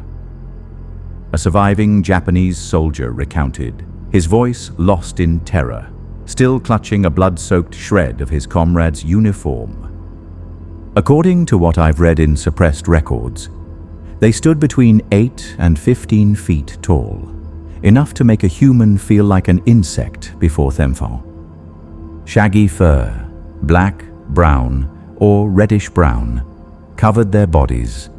Their eyes, glowing red, like embers pierced the darkness, instilling primal fear in the hearts of the unfortunate. Unlike the rock apes, or Batutut in Vietnam, ape-like creatures reportedly encountered by American soldiers, which I've also researched, the Solomon giants were more human-like in form, possessing a primitive yet deadly intelligence. They weren't just wild beasts. They carried weapons, massive stone clubs, crude but sharp spears, ready to crush or impale anyone daring to invade their territory. "Run! It's coming!" a Japanese soldier screamed in the night. But before his comrades could react, a giant figure burst out, grabbed him, and vanished into the deep jungle, leaving only the sound of splintering bone. There are reports claiming they tore victims apart on the spot, eating them raw, blood streaming onto the ground. A scene far surpassing the brutality of war. Encounters were living nightmares, stone clubs smashing heads, spears piercing chests, or giant hands squeezing until the final scream died out. They asserted their territory with roars that shook the mountains and forests, uprooting ancient trees like weeds, displaying a strength that sent chills down the spines of both Japanese and American soldiers. "I hear it," Like thunder, but closer, much closer. A US Marine whispered to his buddy, gripping his rifle tightly, eyes scanning the endless darkness. I believe these giants weren't just creatures. They were the embodiment of the island's curse, punishing trespassers by dragging them into a dismembered death. During those 6 months, Guadalcanal was not only a human battlefield, but a place where reality and myth collided, where giant beings stepped out of the darkness to reclaim their stolen land. Faced with horrifying sights, Japanese soldiers scattered, fleeing deeper into Guadalcanal's jungle, hoping to find refuge in the darkness. But they didn't know that darkness already had an owner. They lay pressed against the cold, damp earth through the long nights, holding their breath, ears straining to hear sounds that froze their blood. Heavy, thudding footsteps, the crack of breaking branches, and the hiss of something hunting them in the thick night. "Hear that? It's very close," a Japanese soldier whispered, voice trembling. But his comrade only squeezed his hand tighter, eyes glued to the darkness as if he could see through it. The night was no longer a sanctuary, but a kingdom of primal fear, where sleep, a precious commodity in war, became a distant dream for the miserable soldiers. The thunderous roars of the giants pierced the deep jungle, pounding their eardrums, making their hearts race in chests already exhausted by fear and hunger. But the most terrifying thing wasn't the roar, but the heart-wrenching screams of comrades echoing in the dead of night. Then abruptly silenced, a silence more horrifying than death itself. "Sato! Where's Sato?" A panicked soldier screamed, trying to crawl through the underbrush. But only the whistling wind and the faint, metallic tang of blood in the air answered Himi. In one classified report, a Japanese soldier recounted seeing the shadow of a comrade being dragged into the jungle, leaving only the sound of breaking bones and a sickening chewing noise echoing. As the campaign dragged on through bloody weeks, Japanese soldiers were torn between two fronts. By day, the fierce firepower of the Americans. By night, the nightmare of the giants lurking in the shadows. They lived in a constant state of crisis, eyes wide open, afraid to blink, because every closed eye was an invitation to death from the giant hands ready to tear them apart. The obsession with being eaten alive gnawed at their minds, deeper than the fear of bombs, turning once proud warriors into trembling prey before the ancient predator.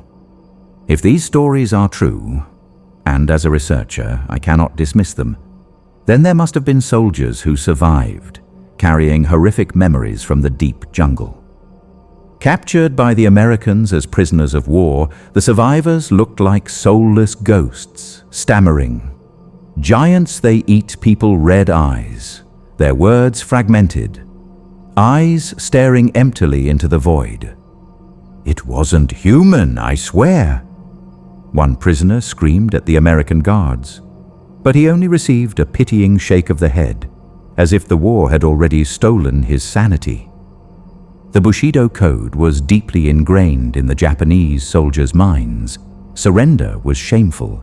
Only victory or an honorable death was their path. But no one trained them to face giants. It was the fear of being torn apart that pushed them beyond their mental limits, forcing them to choose survival over suicide, something unprecedented in the Emperor's army. Samurai tradition didn't prepare them for the prospect of being hunted by towering creatures wielding stone clubs and crude spears capable of crushing both honor and bone. Yet, the fact remains that many Japanese soldiers were captured as POWs, carrying the cultural burden and insane stories of an enemy not of this worldly. If these proud warriors, who viewed death as glory, trembled while recounting tales of man-eating giants, what in the deep jungle broke their iron will? The fate of these unwilling witnesses is now lost in the mists of time, forgotten like the dying screams in Guadalcanal's dark nights. 80 years have passed, and their terrifying accounts are dismissed as legends, products of minds shattered by war. But the Solomon Islanders know it wasn't imagination. I believe the truth lies beyond the bullets and bombs. Something in that jungle, giants, demons, or an ancient curse, turned the battlefield into a supernatural slaughterhouse. Was it merely a way for humans to rationalize the unexplainable, or evidence that Guadalcanal was not just a place where men fought, but a gateway to another world? Reality and myth blend in a terrifying mist. Strangely, and this is the twist that makes the story even more chilling, for the native Solomon Islanders, the giants aren't myths. They are part of the island's flesh and blood. Many islanders will look at you with sharp eyes and state firmly, those stories are true. They still live somewhere in the deep jungle. To them, the existence of the giants isn't superstition or distant legend, but a reality etched into their culture, passed down through generations like a chilling warning. Giants? Oh, yes. My grandfather used to say, they pulled trees up by the roots like pulling weeds. An old fisherman whispered, his cloudy eyes gazing out to sea, voice trembling as if reliving a horrific memory. The Solomon Islands are unlike any other place I've been there, and I felt the mystery weighing heavily in the air, a place where even time seems to stand still. To this day, this impoverished land remains shrouded in the darkness of an unwritten past, with only oral traditions echoing through generations like the wind whistling through the jungle. In 1942, much of the island's jungle interior was forbidden territory, a green labyrinth no one dared enter, not even the natives. A place where darkness swallowed all light and lifey. Those forests, with creatures hidden in the shadows, remain an unsolved puzzle even in the 21st century, like a chilling challenge to modern science. The roots of this mystery lie with the ancestors of the Solomon Islanders, fierce tribes living in isolation, always ready for bloody warfare with neighboring enemies.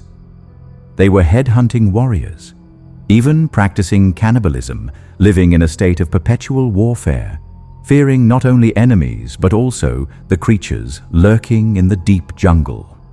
"Don't go into the jungle at night! They'll take your head!" A village elder would roar at the children, pointing towards the darkness, where a low growl echoed back like an assertion of ownership. For defense, they built fortified camps high in the mountains or precarious houses in ancient trees, hiding amidst treacherous terrain, avoiding both wild animals and unseen foes. The arrival of Christian missionaries in the 19th century was like a strange wind, gradually extinguishing the flames of tribal warfare, bringing peace, but also opening another terrifying door. Over decades of conversion, people abandoned their jungle strongholds, moving down to the coastal areas, building peaceful villages by the water where sunlight could reach. But this change, unintentionally, created a forgotten land, an isolated paradise for the creatures of legend, where they silently thrived over centuries. When the Solomon Islanders left the deep jungle, they didn't just leave behind their homes, they entrusted it to the giants, the true rulers of the island. The interior jungle became increasingly alien, a dark kingdom where rustling leaves weren't just the wind, but the sign of giant footsteps drawing nearer. Once I heard a hunter tell me he saw footprints 3 times larger than a man's deep in the mud, and the thick stench of death lingered. During 2 centuries of isolation, these creatures, giants, demons, or something nameless, might have grown stronger, hidden in the darkness, waiting for war to awaken them.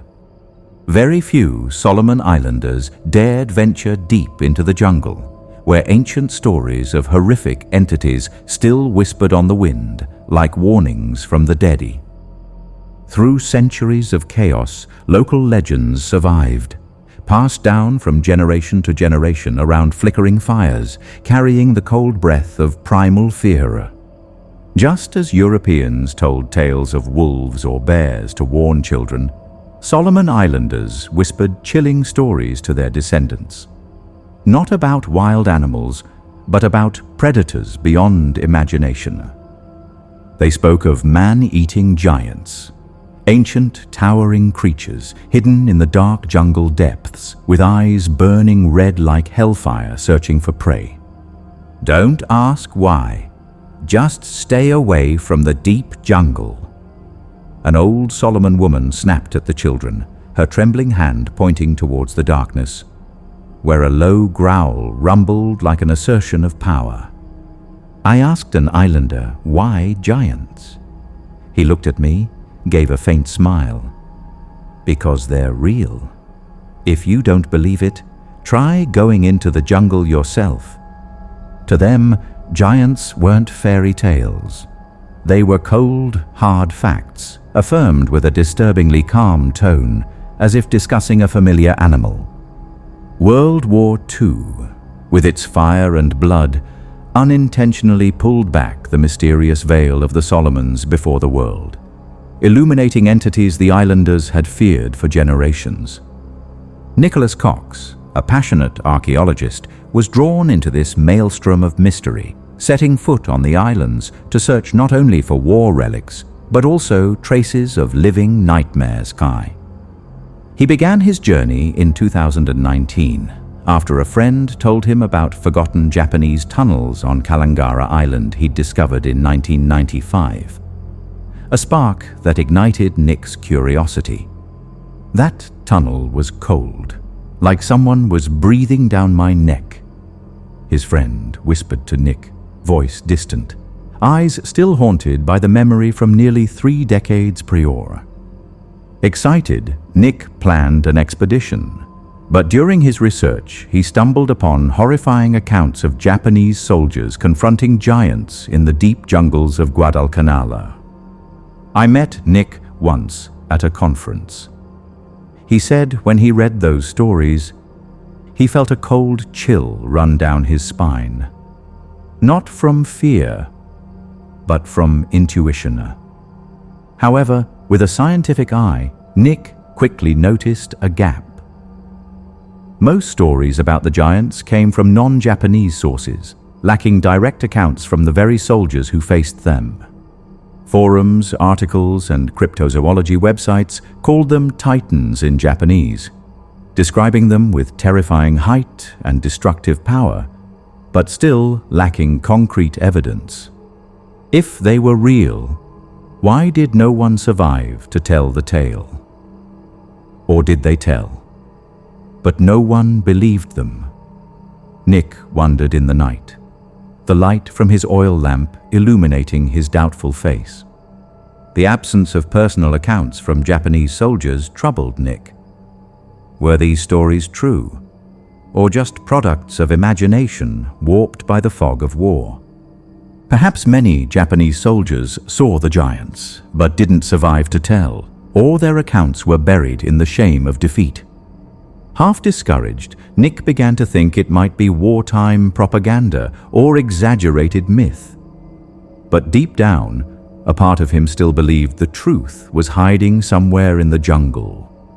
The most crucial witnesses, the surviving Japanese soldiers, seemed to have vanished into the mists of time, leaving the question hanging between reality and supernatural nightmare. Are the stories of giants merely explanations for inexplicable losses in the deep jungle, or do they hide a horrific truth beyond imagination?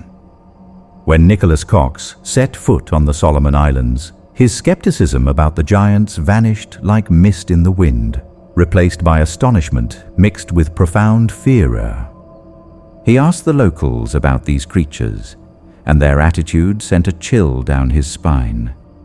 They spoke of the giants with unsettling calmness, as if they were part of everyday life. Oh, The giants? Yes, of course. An old woman replied, her hands steadily weaving a net, her voice low like the ocean waves.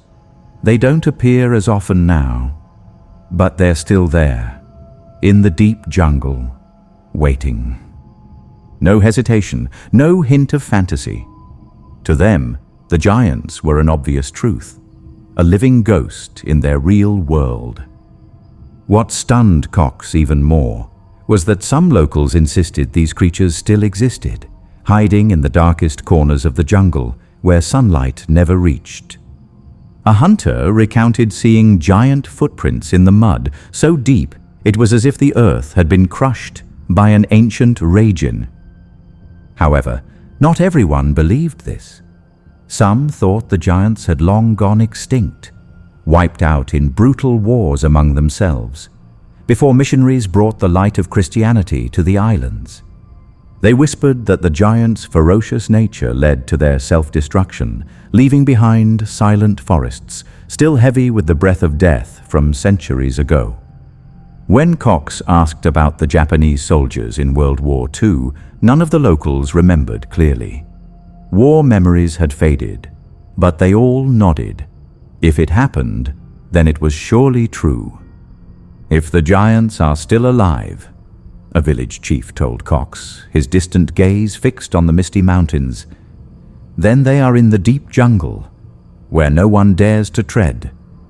That is their kingdom. Very few locals dared venture into the jungle interior, where fear came not only from the giants, but also from other entities, ghosts, demons, or nameless curses. "Don't go too far, you won't come back," a man warned Cox, his voice trembling, pointing towards the jungle as if seeing something move in the shadows. Cox noticed something strange. Despite being devout Christians, the islanders still carried a pride mixed with obsession about their ancestral past. The notorious headhunting tribes. They didn't hesitate to talk about the violent bloodline running through their veins, a history full of regret, but also sparking a morbid curiosity about their forefathers' cannibalistic practices. In an old record I once read, the Solomon Islanders believed their ancestors learned cannibalism from the giants themselves, as a ritual mimicking the rulers of the deep jungle. A chilling local theory began to form. The giants weren't just predators, but the inspiration for human brutality, a dark connection stretching through time. Maybe our ancestors once worshipped them. A local whispered to Cox, eyes flashing with a mix of fear and reverence. But now they're just ghosts of the past. For Cox, each story was a piece in a horrifying puzzle, where the giants were not just creatures, but manifestations of an ancient curse, soaked in blood and darkness. The deep Solomon jungle, with its buried secrets, still stands as a silent witness, challenging all attempts at discovery and posing the question, have the giants truly vanished, or are they just waiting in the shadows? Did violence really spread from the giants to humans, or was it just an excuse to cover up a dark past? The question hangs heavy in the humid, suffocating air of the Solomon jungle. In conversations with locals, Nicholas Cox discovered that not every island in the archipelago bore traces of the giants. Some places seemed free of their shadowy.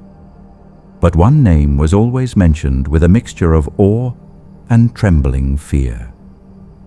Malaita. The island whispered to be the kingdom of the terrifying giant creatures. They said Malaita not only had giants, but was where they gathered most densely, hiding in the deep jungle and dark caves like an immortal army of shadows. Then the story took a more chilling turn when a man named Ishmael stepped forward from the crowd, his eyes blazing, declaring something that made Cox's blood run cold. He was a descendant of the giants. "My ancestor was a great warrior," Ishmael said, his deep voice full of pride yet laced with darkness. He didn't just live in the jungle, he ruled an entire kingdom underground. Ishmael claimed that in his family line, a renowned giant had fought alongside headhunting tribes during colonial times, leaving a terrifying mark on Malaita, Iceland. I've heard a Solomon legend that these warriors weren't just tall. They carried the stench of blood and a roar that shook the mountains and forests.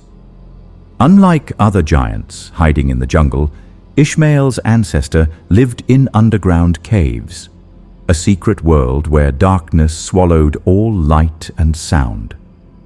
The idea of an underground kingdom opened a horrific possibility. Could there be a parallel world where giants moved like undetectable ghosts? Some locals even believed the islands, though separated by miles of ocean, were connected by a network of deep caves, the secret paths of the ancient predators. I saw a cave. Once, Ishmael whispered to Cox, his gaze distant. It was so deep I could hear breathing from below. Not human. Although Ishmael's story is hard to verify, I know the belief in mythical creatures living in caves is not uncommon. From the Andes to Central Asia, such legends persist. Could it be related to the hollow earth theory, where an underworld hides entities beyond comprehension? That's a question that sends chills down both Cox's spine and my own when I consider it.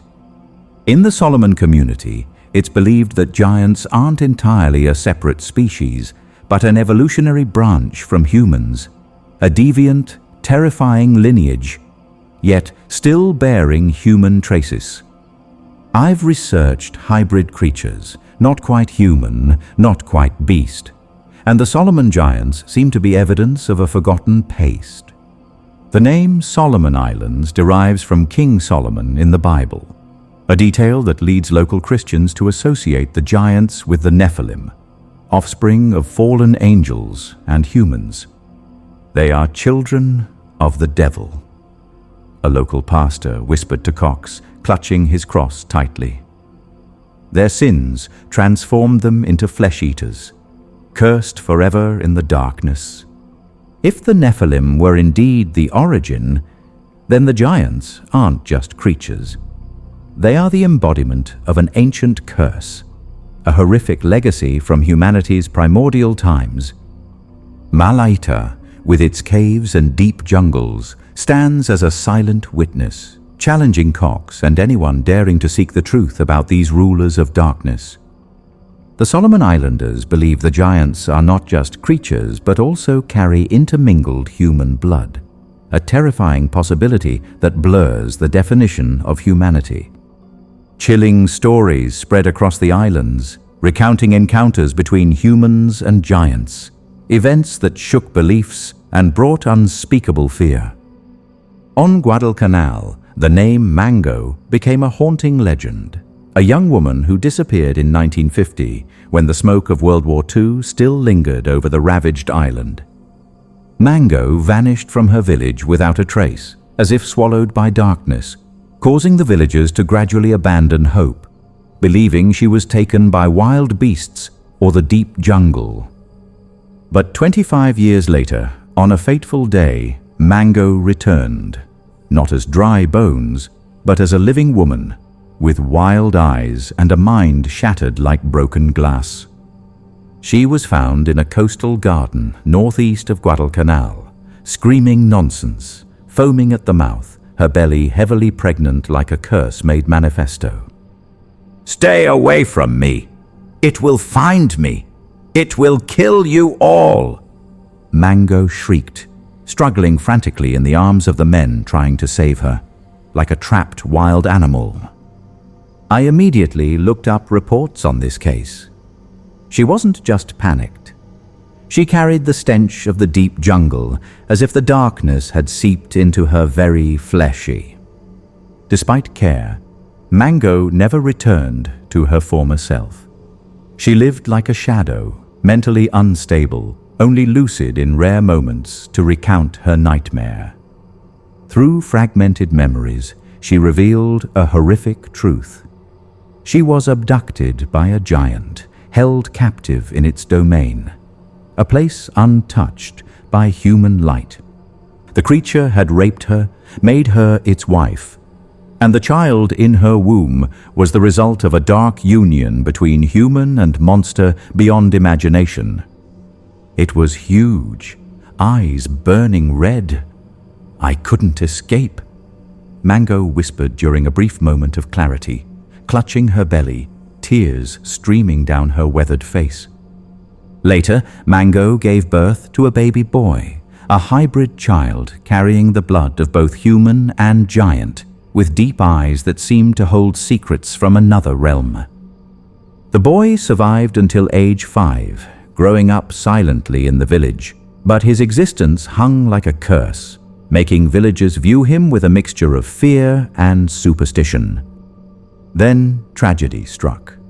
The boy's uncle, Mango's brother, allegedly murdered his hybrid nephew, possibly out of fear of something not belonging to this world.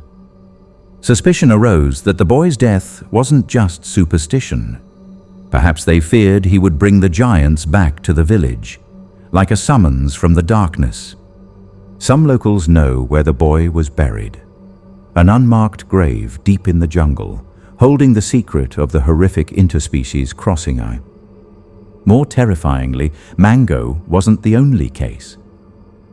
Whispers told of other women taken by giants, leaving behind stories buried in Painor.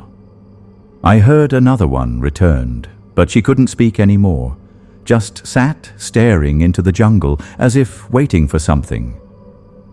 A local told Cox, his voice trembling. Mango's story spread, gaining international attention when recorded in the book Solomon Islands Mysteries. Accounts of giants and UFOs in the Solomon Islands. A book that resurrected forgotten horrors. I've read that book. It not only tells of giants, but suggests Guadalcanal is where reality and the supernatural collide, leaving indelible scars. Was Mango truly the victim of an ancient creature? Or was her story just the villagers' way of explaining incomprehensible losses in the dark jungle? Imagine an old book, cover tattered, but inside are terrifying stories that would make even seasoned soldiers shudder. That book, written by Marius Boron, ripped open the island's veil of mystery, revealing beliefs and experiences the civilized world dared not believe were real. Marius Boron was no ordinary man. He was once an aircraft engineer in the Royal Australian Air Force, facing cold steel machines. But when he set foot in the Solomons in 1995, he discovered something more frightening than war. Supernatural stories from the islanders themselves. So haunting. He couldn't stop documenting them. His military experience honed a sharp intuition. When he heard old soldiers talk about giant shadows lurking in the battlefield mist, Boron didn't scoff. He started digging deeper. He believed war wasn't just about bombs and bullets, but a time when supernatural entities emerged, exploiting the chaos to sow terror. In his book, Boron tells of Mango, a Guadalcanal woman abducted by a giant in the night. But that wasn't all. He recorded 2 similar incidents, where desperate screams echoed, then died out in the deep jungle. This wasn't coincidence.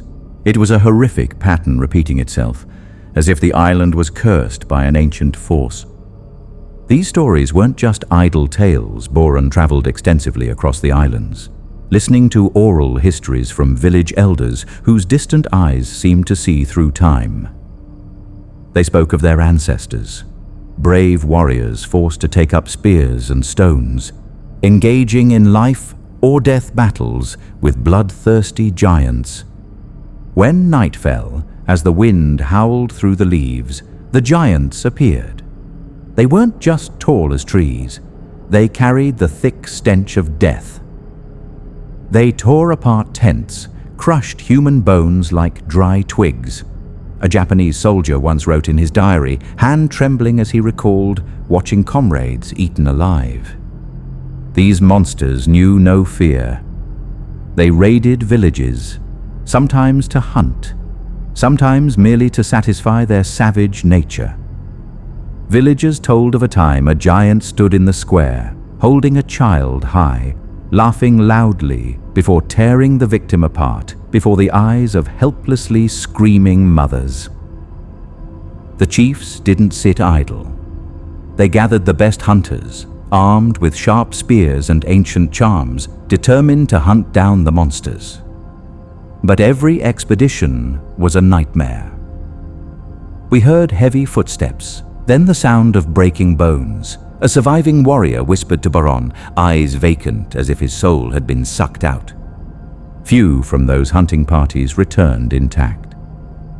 10 went out. 3 came back, a descendant recounted, voice choked with emotion. The survivors no longer laughed or spoke. They just sat there, staring into space, as if they'd seen something they shouldn't have. It wasn't just fear. It was a curse that haunted them for life. From these terrifying fragments, Boron concluded, the giants viewed the Solomon Islanders as livestock. For over 5,000 years, they hunted, slaughtered, turning humans into meals. The island's population thus remained small, never flourishing, as if held back by an invisible hand from Hele. But then, why did these monsters disappear? Boron proposed a theory that sends chills down my spine too. He spoke of a war between giant tribes, where blood flowed like rivers and bones piled like mountains, weakening their species. Then came firearms. When the islanders learned to pull the trigger, the explosions sounded like a declaration of war against the darkness. We shot, and for the first time, they ran. An old hunter told Boron, a smile mixed with terror on his lips. But were guns enough to drive away creatures born of nightmares? And the final, strangest element, which makes even me skeptical, Boron believed extraterrestrials intervened. Were the mysterious lights in the Solomon skies not just stars, but signs of a cosmic power arriving to end the nightmare? That question hangs in the air, like the wind whistling through deserted villages. Continuing these thrilling stories, I will lead you into the world of Marius Boron, where truth and nightmare intertwine, where the Solomon Islands are not just land, but a realm teeming with darkness and whispers from the dead. Boron's book isn't something you read for relaxation. It's a doorway to hell, where tales of giants, UFOs, and ancient curses make even me, someone who has studied demons and monsters, shudder. Believe it or not, you won't be able to look away from those blood-soaked pagesi. The work quickly caught the attention of scholars, including Nicholas Cox, a renowned archaeologist I met during my own research journey. Cox, with his sharp eyes and steady, deep voice, was drawn into Boron's narrative while excavating the past on this very island. In a 2021 interview on the podcast Into the Portal, Cox sat facing the microphone, holding Boron's worn book. "It's fascinating, but also dangerous," he said, his voice cautious. "I study military history and cryptozoology, but Boron seems to be dancing on the line between truth and wild dreams." Skeptics didn't miss the chance to attack. They called the book supernatural garbage, criticizing Boron for digressions into conspiracy theories, from underground UFO bases to the secret hand of global governments. Personally, I think he might have gone too far. But that audacity adds to the story's haunting quality. Cox didn't hesitate to voice his opinion. Boron tries to cram everything in. He sighed on the podcast. Giants, UFOs, conspiracies, all mixed into a chaotic mess. It overshadows the valuable first-hand accounts he painstakingly collected. Yet, the strangeness of the Solomons still clung to his mind like a curse. The Solomon Islands are no stranger to mysteries in the sky. Boron recounted that in the darkness of war, American sailors thought they were facing advanced Japanese weapons when dozens of glowing orbs flew in a diamond formation overhead. "What is that, Commander?" a panicked sailor yelled, but only the cold, whistling wind answered. Initially, alarms blared, guns ready to fire. But the objects silently vanished into nothingness, no explosion, no trace. Like a dream wiped clean. Was it a sign of something beyond human comprehension, or just hallucinations amidst the fog of war? Then the story shifts to a specific location. The Gold Ridge mine on Guadalcanal Boron, during his years on the island, heard an account that chilled his blood. It wasn't just about gold, but a place where heaven and earth met darkness, where humans accidentally awoke something that should have remained undisturbed. Gold Ridge wasn't an ordinary gold mine. For 30 years, it was caught in a cycle of starting and closing, as if cursed by the land itself. Islanders whispered that beneath the glittering gold veins lay the lairs of monsters, and the sound of machinery only angered them further. In the mid-90s, after tense negotiations, the mining company finally got the green light. They brought massive machinery, carving through the deep jungle, the roar of engines drowning out the wind. It was this intrusion that summoned something from the shadows below. Work began with great enthusiasm. Giant bulldozer blades tore through earth and rock, dust clouding the green jungle. But then, in a fateful moment, a bulldozer suddenly stopped, as if held fast by an invisible hand. "The engine's dead!" the driver yelled, his voice cracking with fear. When they inspected it, the multi-ton blade had been ripped clean off the machine. A massive retaining pin, the toughest metal humans could forge, was snapped in two like a dry twig. No one could explain it. Impact? Pressure? It was a warning from whatever lurked beneath the ground. Something Boron had spoken of with horrified icy. That bulldozer blade weighed as much as a tank, a cold steel mass lying in the deep jungle. It wasn't something any person or any normal thing could lift. But that night, as darkness fell over Guadalcanal, a mysterious force made it a pawn in its own terrifying game. The work crew had no way to lift the blade out of the thick mud. They removed all the pins, detaching it from the dozer, sweating profusely under the blazing red sunset. "We'll come back tomorrow to reattach it," the foreman muttered, unaware it was the last time he'd see it intact in that spotter. As night descended, the crew left, leaving the blade alone in the mire. The chirping of insects blended with the cold wind, as if the forest was whispering something menacing.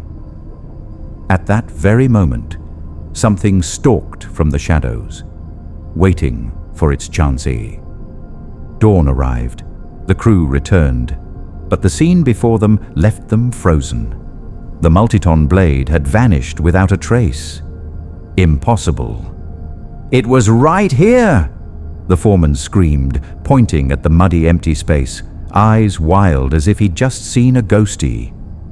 But the horror didn't stop there. In the damp mud, enormous footprints appeared, nearly 3 feet long, pressed deep as if stamped down by a power not of this world. No animal on the island could leave such tracks. After the initial panic, they split up to search. Finally, the blade was found, 100 yards away, lying haphazardly on a hillside. "Who could do this?" a worker whispered, voice trembling. The giant footprints stopped near where the blade lay, as if the thing had tossed it aside and then vanished into thin air. The crew realized with trembling fear they were not alone in this jungle. Something with colossal feet and terrifying strength had claimed dominion over the violated land. This story echoes the accounts of Japanese soldiers in World War II. They too had encountered giants in the deep jungle, where darkness wasn't just night, but the glowing eyes of a monster. Had the intrusion of machinery awakened them, just as gunfire had decades before? Islanders always avoided the jungle at night, an unwritten law etched in their bones. Don't stay after sunset, the elders warned, their voices deep like echoes from the grave.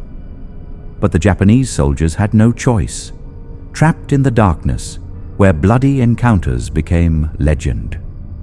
Were the giants defending their territory? The roar of the bulldozer, the falling trees, the human presence, all like challenges to them.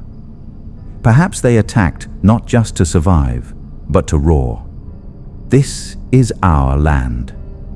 Archaeologist Nicholas Cox, who had set foot in the Solomons, offered a different perspective. He spoke of the Kakamora, hairy, Bigfoot or yowie-like creatures hiding in the dense jungle. They're smaller than the giants, but no less fearsome, he said in one conversation, his eyes full of doubt. The Kakamora are described by locals with piercing eyes and a hiss like the cold wind. If they truly exist, perhaps they are relatives of the giants, sharing this island like sleepless ghosts, waiting for prey, lost in the dark night. Today, we step into the world of the Kakamora, hairy, foul-smelling figures with claws sharp as razors, stalking the Solomon Islands like an unending nightmare. The Kakamora aren't just mysterious creatures. They are living terror. Their strong, musky odor drifts on the wind. Thick fur covers their gaunt bodies, and sharp claws are ready to tear apart anyone who dares approach. Just catching that scent tells you death is nearer. Islanders tremble as they recount their cannibalistic nature. Kakamora are very dangerous, an elderly man whispered to Cox, eyes darting nervously as if afraid they might hear. They come at dusk, steal fruit, chickens, and sometimes even children. The cries of children silenced in the deep jungle still haunt them to the bone. When the sun sets, the Kakamora rise from the darkness. They sneak into villages, hairy hands fumbling in fruit gardens, piercing eyes searching for prey. Some say they heard a child's piercing scream, then silence. Only the cold wind whistling through the leaves remained. These creatures hide in the island's interior, where humans rarely tread. They climb towering trees or dwell in deep caves, much like the giants were described. Could the darkness of the jungle be a portal connecting two worlds, reality and hell? Though intelligent, Kakamora don't know how to make fire, but they are cunning enough to steal it from humans. Flickering fires in the jungle night, sending up plumes of smoke, are signs they are lurking. They learn from us, an old hunter recounted, voice trembling, and that makes them scarier. The Kakamora's voice is unlike anything on Earth. It's a clicking, giggling sound, like ghostly laughter echoing through the dense forest. Some say they heard them sing, a strange, dissonant melody that makes your hair stand on end and your heart stop for a moment. The presence of both Kakamora and giants on the same small island turns the Solomons into a supernatural labyrinth. Two species, both hairy, both bloodthirsty, stalking together in the darkness. It sends chills down even my spine thinking about the unsolved mysteries. Nicholas Cox, with a scientist's curiosity, delved into the past. He unearthed old documents from the early 20th century, written by German anthropologists. Within those yellowed pages, he found descriptions of the Kakamora, so cold and factual they made him shudder. Those anthropologists didn't view Kakamora as myth. They described them as they would a wild animal. Diet, habits, lifestyle. Without a hint of doubt, they wrote as if discussing monkeys or orangutans, Cox recounted, voice filled with amazement. No exaggeration whatsoever. This discovery led Cox to a major question. Were Kakamora real creatures, once documented by science, then buried by time into legend? Perhaps they once crossed the line between reality and the supernatural, leaving footprints in history before fading into darkness. But Cox didn't stop there. He argued that on a small island like the Solomons, two species like the giants and Kakamora could hardly coexist. They would fight to the death, he stated in a debate, tapping his fingers on the table. The law of survival wouldn't allow both to dominate. Therefore, Cox proposed a bold hypothesis. The Kakamora, standing only about 4 to 5 feet tall, might actually be the giants of the stories had humans exaggerated their fear, turning a small but fierce creature into a colossal monster in their panic. It's also possible. Could the Kakamora be just smaller versions of the giants? Or is it all just exaggerated whispers born from human nightmares on the Solomon Islands?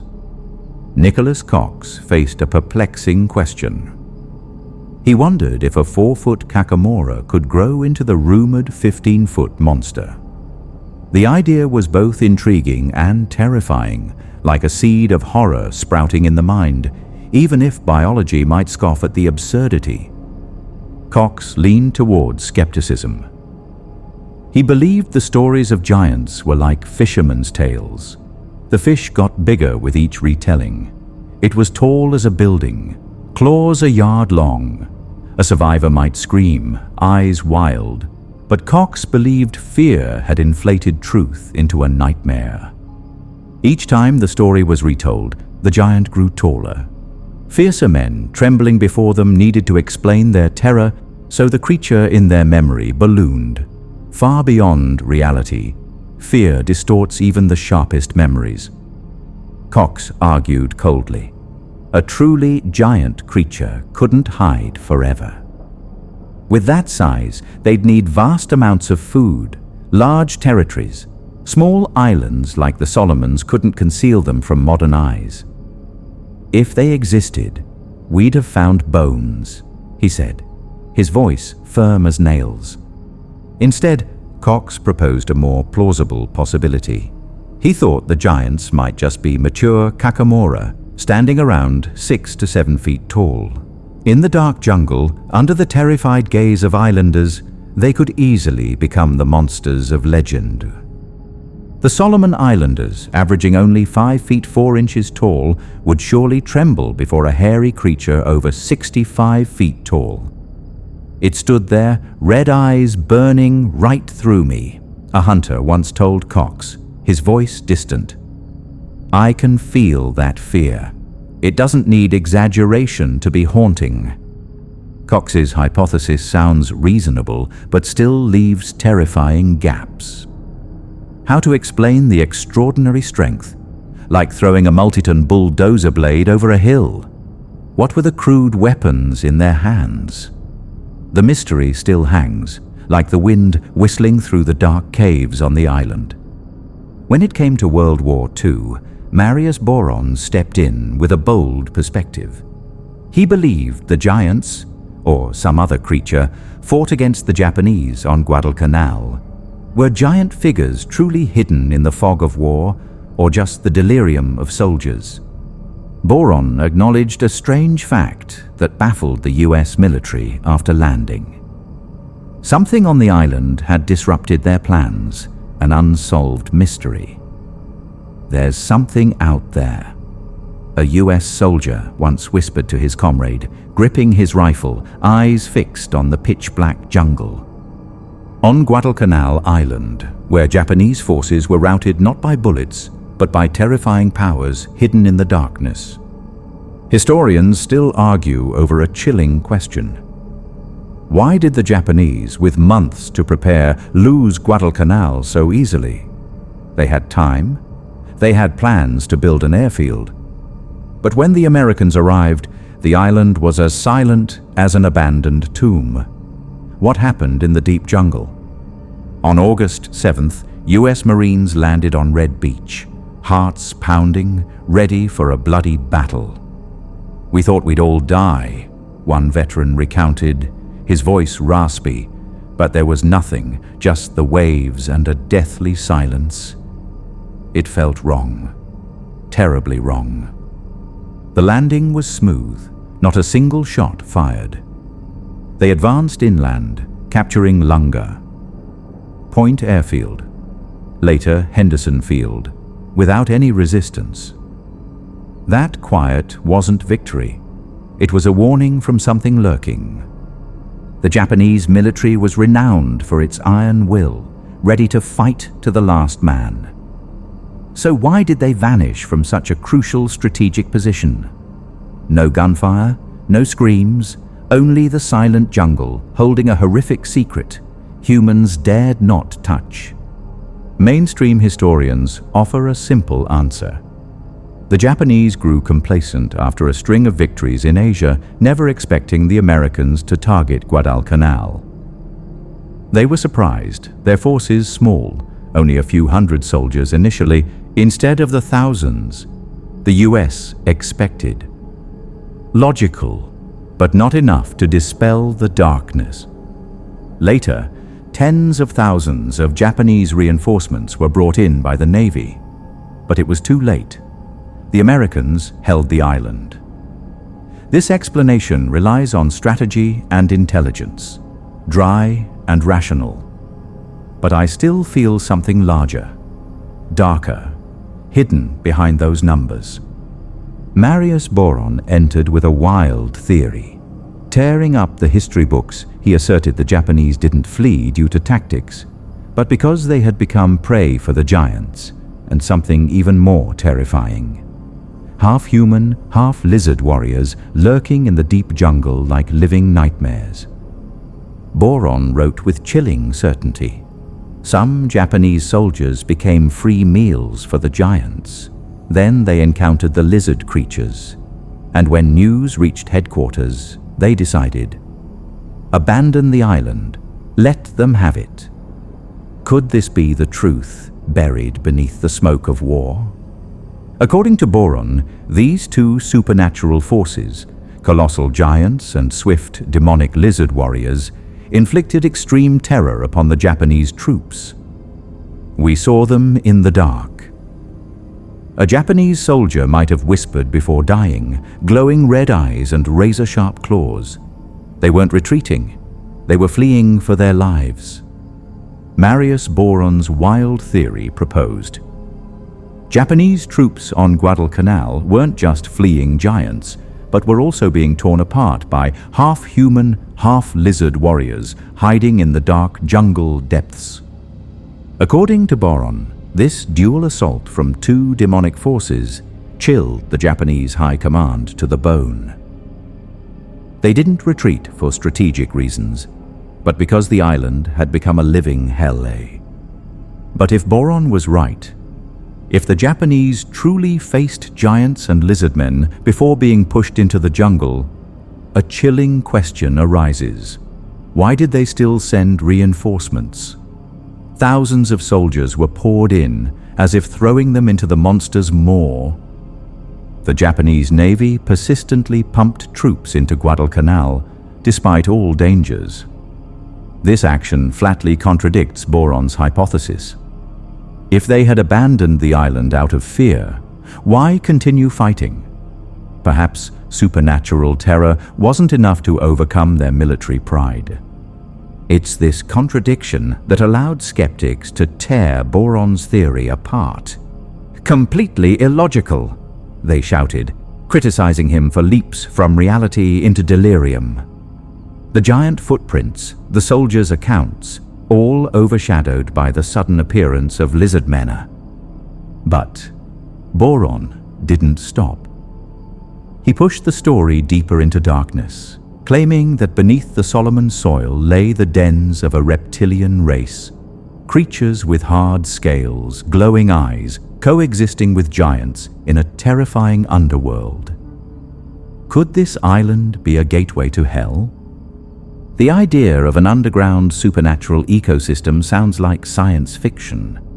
But Boron was convinced. He envisioned dark caves where giants and lizardmen lurked, perhaps even communicating with eerie hisses, awaiting prey from the world above.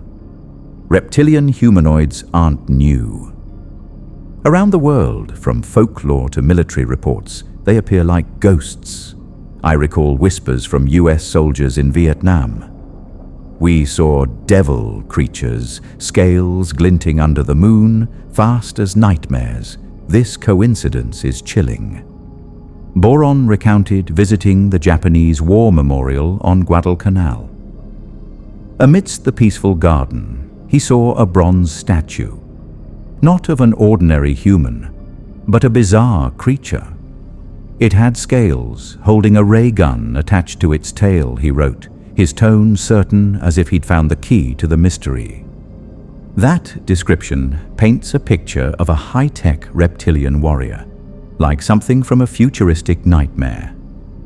Boron believed this was living proof of his theory, hidden right at a memorial site. This land seems to be where reality and myth collide, where the impossible becomes possible.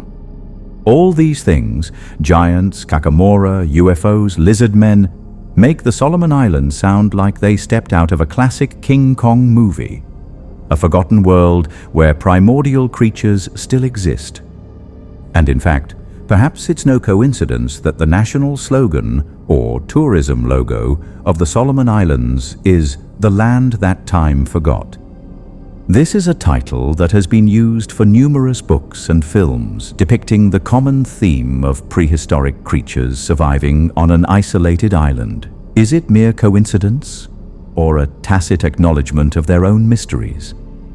But even if we temporarily set aside the supernatural elements and assume that all the stories of giants living on the island are purely myth and folklore, a fundamental question remains.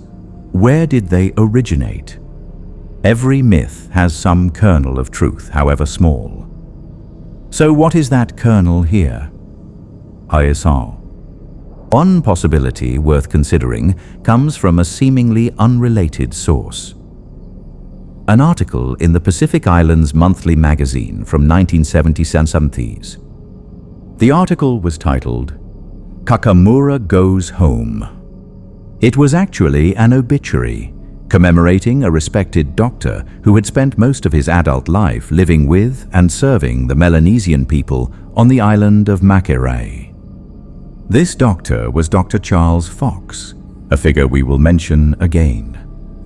He had moved to Makira Island as a mission school teacher in 1903, a time when many islands were still shrouded in the darkness of ancient customs. The article notes, interestingly, that Makira was one of the islands infamous for cannibalism in ancient times. During his time on the island, Dr. Fox was adopted by the Arosi tribe and even exchanged names with a young chief. Through this, he received the nickname Kakamura. This is highly significant, as it suggests the young chief might have been named after the strange, hairy creatures said to live on the island, the Kakamora themselves. "Call him Kakamora," the chief said, a mysterious smile on his lips. "He is as swift and unpredictable as they are." The article goes on to state that in 1933, Dr. Fox moved to live on the island of Malaitai. And here is a crucial detail. The article describes Malaita in 1933 as, quote, "an island feared for the hostility of its people." Remember, this was 1933, less than a decade before World War II erupted in the Pacific, and the people of Malaita were still considered hostile and dangerous. And Malaita is also the very island that locals today still say is overrun with giants, and where the man named Ishmael claimed descent from a giant warrior. What does this coincidence mean? Is there a deeper connection between the hostility of the Malaitan people and the legend of the giants than we might think? The 1977 article even points out that Dr. Charles Fox, the respected doctor nicknamed Kakamura, was himself one of the brave coast watchers during World War II's. He secretly provided crucial intelligence, aiding the Allied invasion to clear the Japanese from the islands. But listen carefully to this detail, a direct quote from the article, revealing an astonishing truth. The Japanese were always trying to capture him, but he was always warned in time of their approach and was able to escape into the deep interior, where the Japanese were afraid to follow because of the hostility of the natives. They feared the Bushmen more than our bullets, an Australian intelligence officer noted in his report after interviewing Fox. Those people didn't fight by any rules. Read that sentence again carefully. The Japanese didn't dare go deep into the interior of Malaita, not because of treacherous terrain or fear of getting lost, but because of the hostility of the natives. This paints a completely different picture than the image of gentle, devout, coastal-dwelling islanders we often imagine after the Christianization process. The Solomon Islands, where reality and nightmare merge, where the deep jungle hides not only trees, but also terrifying creatures from a forgotten time. Giants, Kakamora, UFOs, lizard men, all make the Solomons seem like the set of a King Kong movie, an island left behind by time. The slogan, "The land that time forgot," isn't just tourism marketing. It's a tacit admission of chilling mysteries no one dares touch. Even setting aside the supernatural, viewing it all as myth, the haunting question remains: where did these legends originate? Every story holds a tiny grain of truth, and that kernel lies deep in the dark history of the Solomons, waiting to be unearthed. A surprising clue emerges from the 1977 article in Pacific Islands Monthly. The title "Kakamura Goes Home" tells of Dr. Charles Fox, a doctor living among the Melanesians on Makira Island. He wasn't just a healer, but a bridge to the island's horrific mysteries. Fox arrived in Makira in 1903, when the shadow of cannibalism still loomed. The Arosi tribe adopted him, nicknaming him Kakamura, a name evoking the hairy, swift-as-demons creatures of the deep jungle. He's like them. The chief smiled mysteriously, elusive and full of secrets. In 1933, Fox moved to Malaita, an island described as feared for the hostility of its people. Just years before Wbutseku, Malaita remained a wild land, where natives greeted strangers not with smiles, but with blades and cold stares. Malaita is also where people today whisper about giants. A man named Ishmael once declared, "I am descended from a giant warrior," his eyes burning. Could the hostility of the Malaitans be a remnant of an ancient, fiercer race than humans? Dr. Fox wasn't just a doctor. During Wu, he became a coast watcher, silently sending intelligence to the Allies. The Japanese hunted him, but he always escaped. They got close, but I vanished, he recounted, a faint smile hiding secrets from the deep jungle. The article reveals a chilling detail. The Japanese dared not pursue Fox into Malaita's interior, not because of the terrain, but due to the hostility of the natives. They feared the Bushmen more than bullets, an Australian officer recorded, his voice trembling as he heard Fox describe shadows lurking in the darkness. The image of gentle islanders shatters Malaita in 1933 was a land of fear, where natives fought without rules.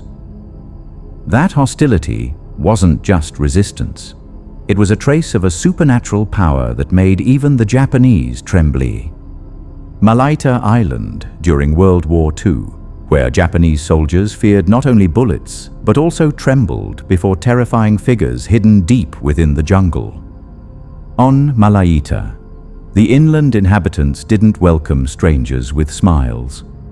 They were hostile tribes living deep in the jungle, carrying wild instincts. The Japanese, however brave, felt chills hearing footsteps and roars echoing from the darkness. A new, more realistic theory emerges.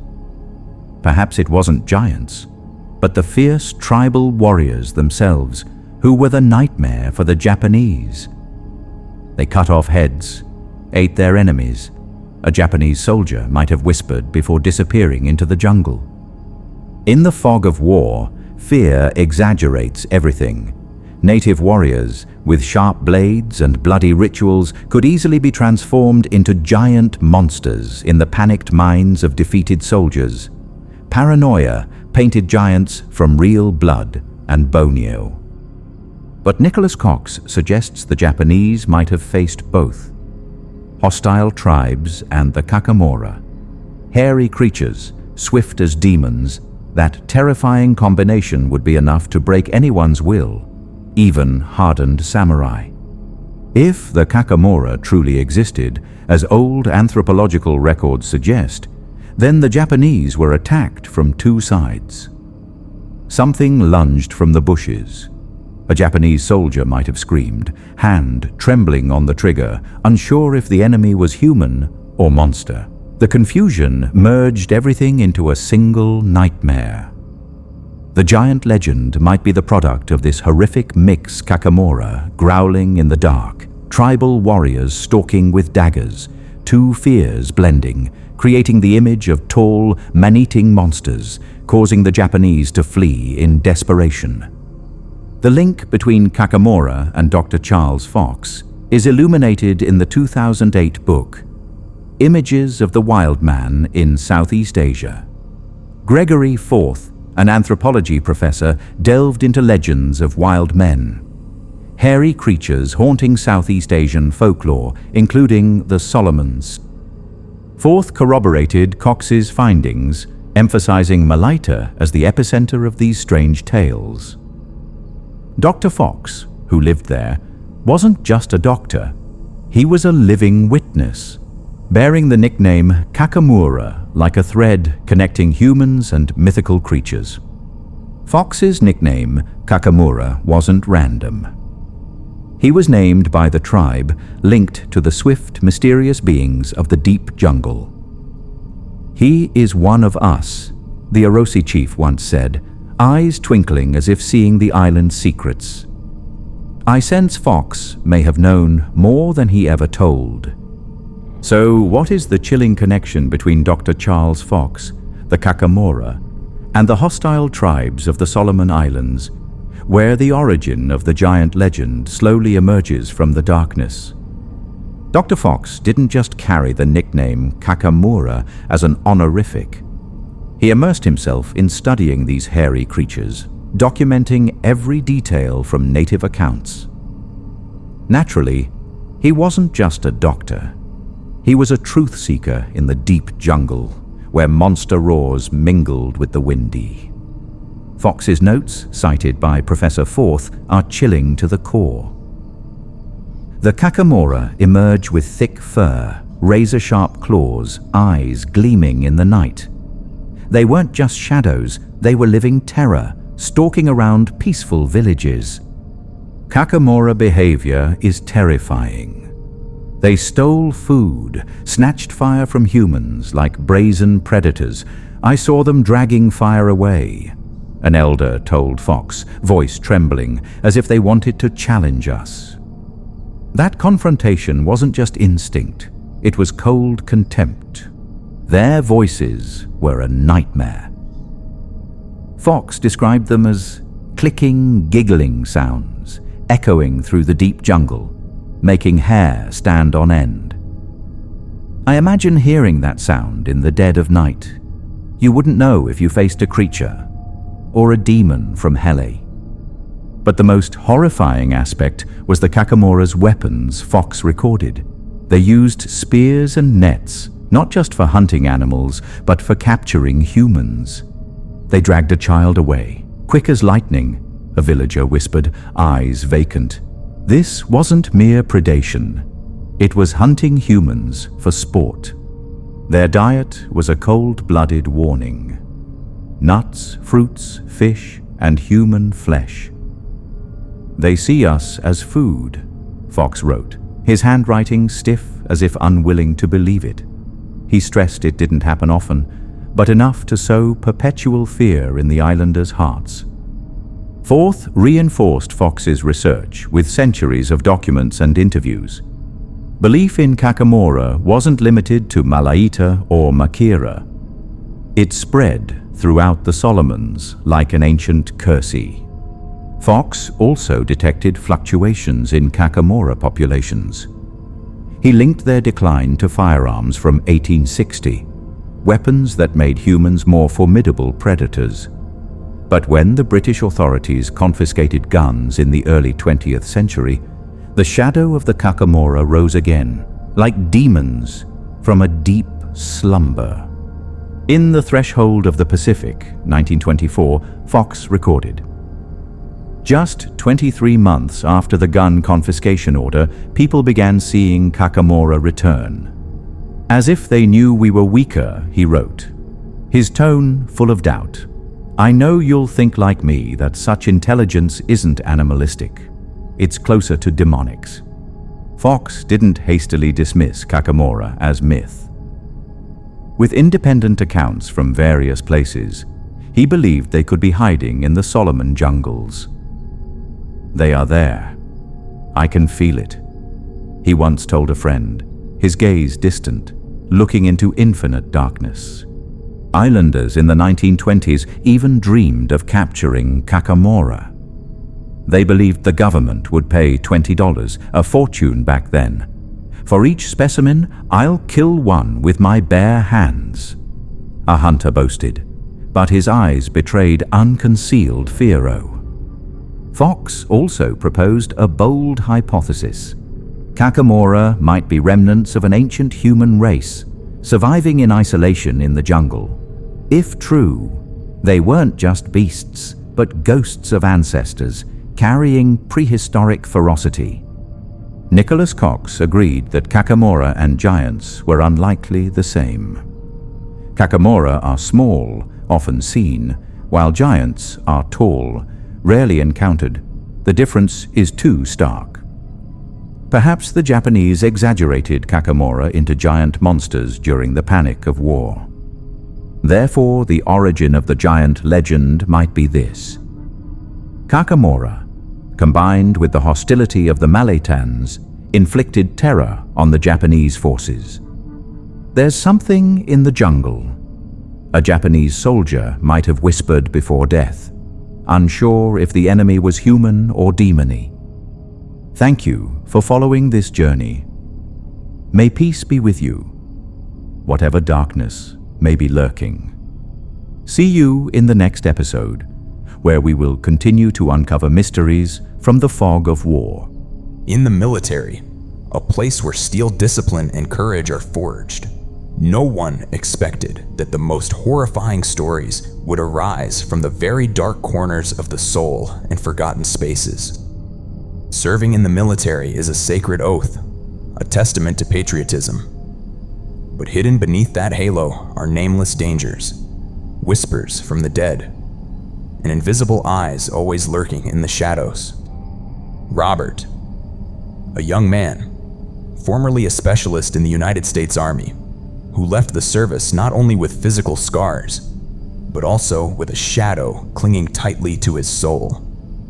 For safety and privacy, we know him only as Robert, but what he experienced at Fort Campbell in 1988 surpassed any nightmare a soldier could imagine. Many veterans carry memories of war, the sound of gunfire, the smell of smoke, and the screams on the battlefield. But for Robert, what he brought back was far more terrifying. an unnamed entity, an invisible curse haunting his every dream. Night shift at Fort Campbell. The name sounds like a campfire story, but it was the beginning of a terrifying chain of events where the line between life and death was blurred by forces beyond comprehension. Imagine a thick, cold fog creeping through the forests surrounding the military base, as if the very earth and sky were whispering a warning no one dared to hear. Through that fog, Robert once heard footsteps, not those of his comrades, but of something silent, slow, like it was hunting in the dark night. As an expert in supernatural phenomena, I have read hundreds of classified reports, from skinwalkers lurking near outposts to the ghosts of fallen soldiers still patrolling in the mist, and Fort Campbell is no exception. "There's something out here," Robert once whispered to a comrade during a night shift, his voice trembling. "I feel it watching me through the window. But there's nothing out there but darkness. Science may deny it, people may avoid it, but I know well. The military is a place where intense energies converge. Life, death, fear, and sometimes portals to other dimensions." Robert wasn't the only one who sensed the strangeness. Other soldiers also told of knocks on doors with no source, or figures gliding past in mirrors when no one was standing there. "I don't believe in ghosts," Robert used to tell himself to stay calm. But deep down, he knew.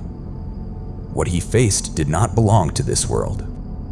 His story began on a cold night in 1988, when the fog was thicker than ever, and the wind whistling through the barracks sounded like the soft laughter of an unseen entity. As a young soldier enlisted in 1984, Robert grew up in the shadow of the Vietnam War, a memory still painful in America's psyche, like an unhealed wound. "We saw the war on TV, heard about it in school," he recounted in a low, sad voice. "But nobody told me that war wasn't just about bombs and bullets, but also about other things." That night, while standing guard in a secluded corner of Fort Campbell, Robert felt an unusual cold draft, as if someone, or something, was standing right behind him, breathing on his neck. He turned around, but saw only darkness. A darkness that seemed alive, moving, and observing him with eyes he couldn't see. "They're not just out there in the dark," Robert once whispered to himself during a sleepless night. "They're also here, within the ranks, watching me." But then his voice dropped, as if pulled into an abyss. "Even after 30 years, those memories still cling to me, growling in the shadows of my mind, refusing to let go." 3 of Robert's 4 terrifying stories occurred between 1987 and 1988 at Fort Campbell, a vast military base straddling the border between Kentucky and Tennessee, where the darkness seemed more alive than anywhere else. Fort Campbell lies west of the Cumberland Plateau, a land soaked in blood and tears from the massacres of Champ Ferguson during the Civil War, where the spirit of violence still lingers in every tree, every gust of wind. Less than an hour's drive south is Kelly, where the Sutton family faced the Kentucky Goblins in 1955, hideous creatures with glowing eyes and claws like razors. "Something's not right about this place," Robert once mumbled when he first set foot on Fort Campbell, a cold chill running down his spine that he couldn't explain. "This land is like a supernatural magnet, attracting strange entities, nameless curses, and mysteries beyond human understanding." Robert arrived at Fort Campbell in January 1987, after a short deployment in Central America, where he had smelled the faint scent of death, but had never seen a ghost. From the 27th Engineer Battalion Airborne at Fort Bragg, he was unexpectedly transferred to the 101st Airborne Division. Little did he know that here, he would step into a nightmare that even war couldn't compare to. Born and raised in Tennessee, not far from Fort Campbell, Robert thought being stationed close to home was a gift. Near family, near the familiar forests of his childhood. But that familiarity soon became a curse, as strange alien things began to lurk, turning his homeland into a labyrinth of fear. Fort Campbell is suffocatingly large, nearly 165 square miles, over 427 square kilometers, far larger than San Francisco 3 times over, nearly half the size of New York City. A giant, untamable wilderness kingdom. Why is this important? Robert emphasized, his eyes flashing with caution. Because unlike cities, this place is mostly dense forest, wasteland, where darkness reigns. Only a small corner of the base is used as a training ground, echoing gunfire, exploding grenades, roaring artillery. The rest is thousands of acres of ancient, dense forest, where even sunlight struggles to penetrate. Wilderness areas like these are havens for entities seeking concealment, skinwalkers, goblins, or lost souls still wandering from days of bloodshed. My specialty was communications, Robert explained, a hint of surprise in his voice. My job usually kept me within 4 walls, fixing radios, listening to the static of machines. But fate pushed him outside, into those deep forests, under the pitch-black night sky. A change, as if the darkness itself had chosen him as prey. A few months after arriving at the 101st Airborne Division, Robert received a temporary assignment with the Military Police Battalion. A turn of events that made his heart beat faster with excitement. It was an interesting change, he admitted, a fleeting smile on his lips. Instead of hugging broken radios, I got to patrol, explore the hidden corners of the base. Fort Campbell unfolded before him with thousands of dilapidated buildings, hundreds of miles of roads, from wide avenues to narrow dirt tracks winding into the fringes where lights couldn't reach. Those secondary roads, rough, dark, led to forgotten areas, where human control vanished like mist before a cold wind. Night patrol duty on those remote roads was something no one wanted, but Robert got drawn into it, receiving considerably more than my fair share, as he once bitterly said. "Don't get me wrong," he chuckled softly, a hint of pride in his voice. I actually enjoyed it, driving through the woods, feeling the darkness surround me. After the short deployment in Central America, where he only caught a whiff of war, these night shifts were a balm for the peacetime soldiers craving for action. I felt alive again, Robert once whispered to himself as the wheels rolled over dirt and rock, like a real soldier, no longer a useless shadow. But it was this very openness, this desire to overcome boredom, that inadvertently turned him into a beacon attracting the entities hidden in the darkness. Those lurking, waiting. I grew up around here, he added, his deep voice tinged with confidence. The dirt roads, the wind through the trees. It was all as familiar as my own breath. But he didn't expect that this very comfort was the perfect trap, leading him deeper into the land where nameless whispers began to echo from the shadows. As he moved away from the flickering lights and noise of the paved roads, Robert saw the night sky open up before him, a sparkling, cold tapestry of stars, seeming to whisper secrets from afar. I liked being out in the deep woods, in the dark, he recounted, a hint of excitement in his voice. Even if it was just driving on designated routes, checking locked gates, I still thought it was great. But not everyone shared that joy. Sometimes, Robert was paired with comrades who feared the silence of the deep woods more than death itself. There were some city boys, he smirked recalling them. They hated being sent out, hated the feeling of being lost on dirt roads miles from any light. I found their fear amusing, he said, his voice lowering. They were almost panicked, as if the deep woods could swallow them whole at any moment. I was different, Robert affirmed, his eyes showing confidence. Although sometimes I too felt a cold chill run down my spine when alone in the dark. The darkness at Fort Campbell wasn't just the absence of light. It was heavy, alive, like an ancient entity breathing, lurking, waiting for careless prey.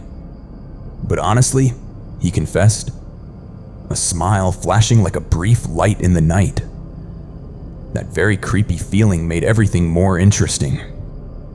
The silence of the night patrols was just a fragile veneer, hiding a nightmare stirring awake from the depths of the forest. Most of the time, we were just two regular soldiers, Robert described, his voice even, like recalling a distant dream, carrying sidearms, rifles, driving an old olive drab SUV. Their duty was mind-numbingly simple. Check fences, shake locks, glance at old dust-covered buildings, ghosts of the past forgotten in the deep woods. The base was so large that each checkpoint was a 10-minute drive apart, through rough dirt roads where the engine noise was swallowed by the darkness. They would stop, get out, tug hard on the padlock, look around, a repetitive sequence like a monotonous dance under the faint moonlight.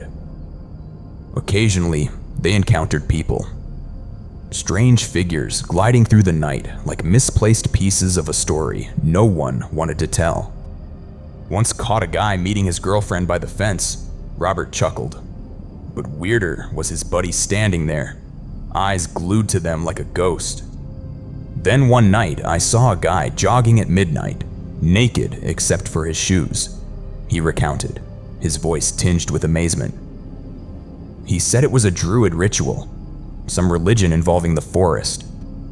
He looked at me like I was the crazy one, Robert quipped, shaking his head remembering the guy's strange gaze, as if Robert himself was the outsider in the darkness.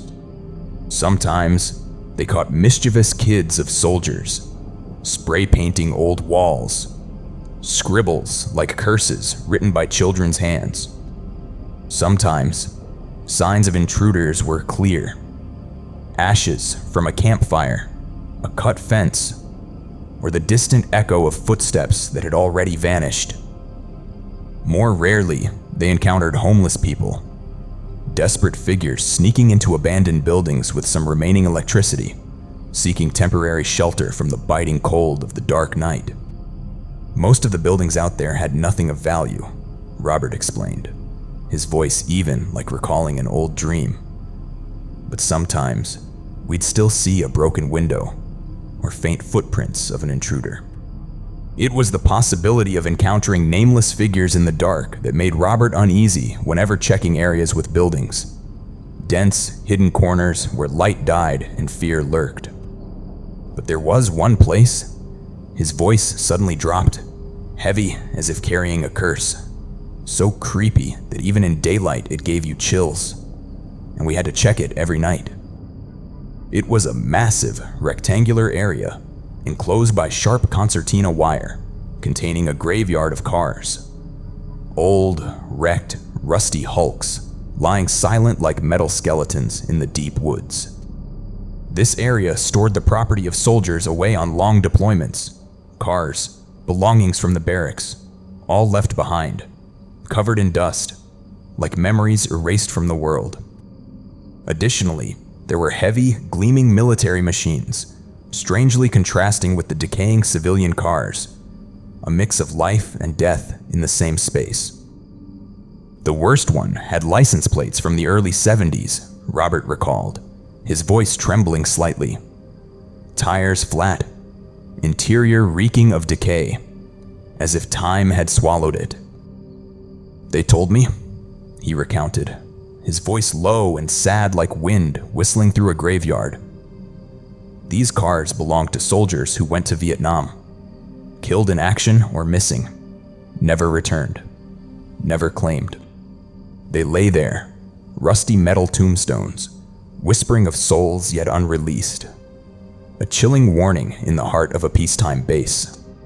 I don't know if the army tried to preserve them, but after 15 years, maybe nobody cared anymore.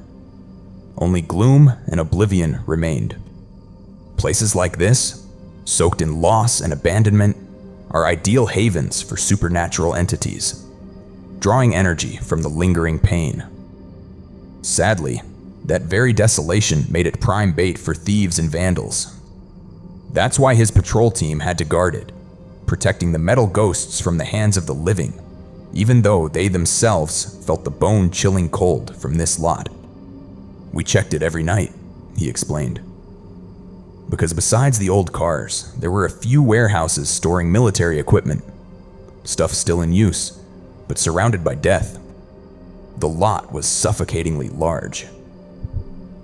Enough space for 24 football fields, Robert estimated, surrounded by a 12-foot fence, topped with coiled concertina wire like the teeth of a giant beast.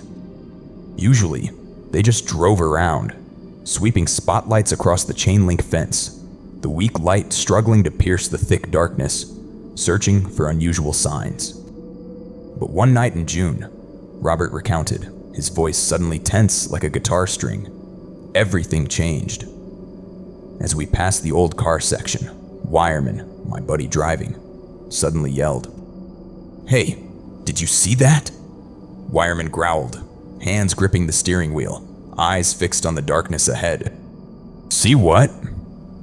Robert replied, squinting through the windshield, his heart starting to race, though he saw nothing but pitch black night.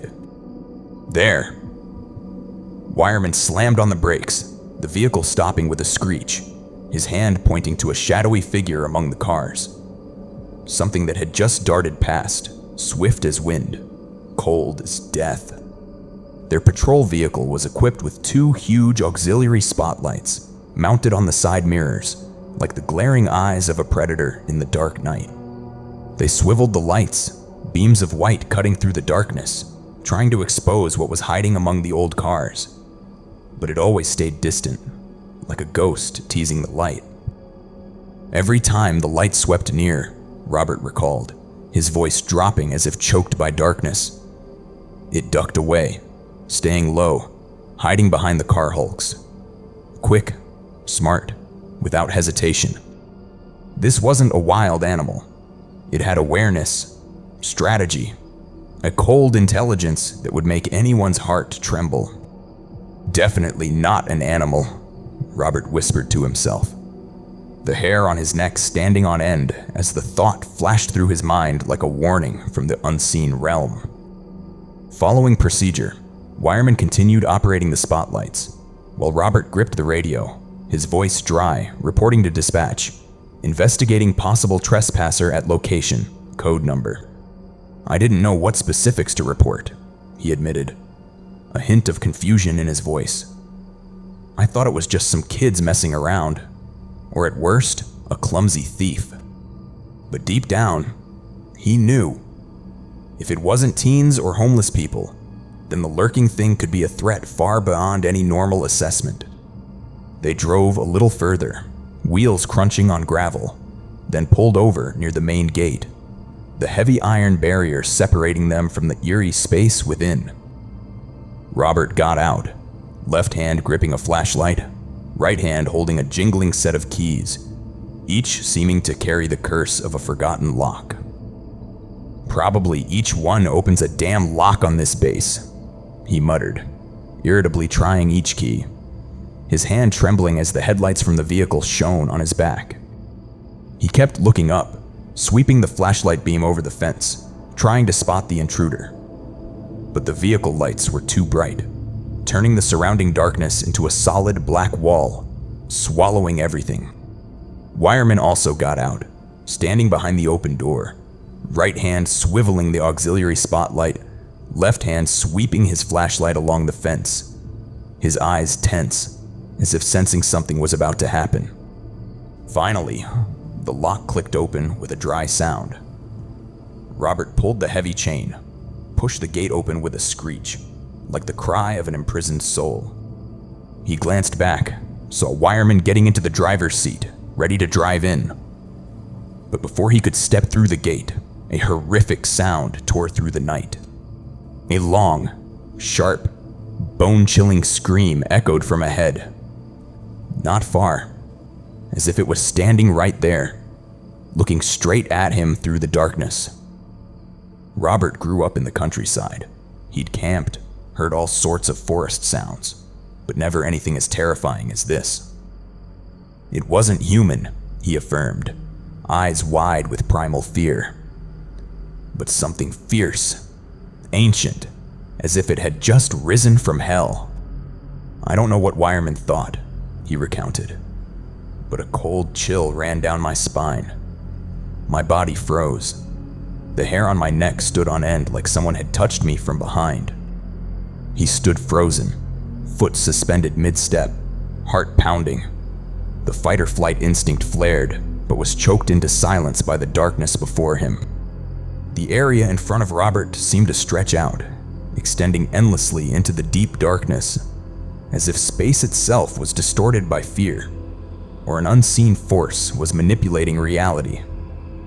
He felt the tunnel vision gripping him, the pounding of his heart drowning out all other sounds.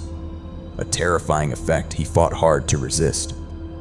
Carefully, Robert backed up a few steps, moving away from the open gate, his eyes scanning left and right, trying to pierce the darkness for whatever was lurking. Though he didn't know what made the scream, he was sure of one thing. Terror gripped his chest, cold as the hand of death. Suddenly, other screams erupted. Ghastly, inhuman, echoing one after another from across the lot, like a hellish choir responding in the darkness. Robert's mind raced, desperately seeking a logical explanation, but failing miserably. No reason could explain the nightmare unfolding before him. When stress is extreme, the military trains you to revert to basic instincts. Focus, don't quit, even if your heart feels like it's going to explode. Robert started analyzing. He whispered to himself. 5, 6 screams, more than we thought. How many more were hiding, silent? A chilling realization crept through his mind. They were outnumbered, far exceeding the 2 small soldiers standing under the headlights. And they were watching, hunting. I cursed myself, Robert hissed through clenched teeth. Standing here like stupid prey, brightly lit by the vehicle lights, too easy for them to target.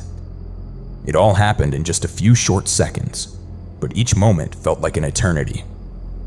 He shoved the keys into his left hand, his right hand drawing his pistol in pure reflex. Wireman, as if reading his mind, jumped out of the vehicle, pistol in hand, aimed straight into the darkness where the screams echoed. His eyes wild, full of caution.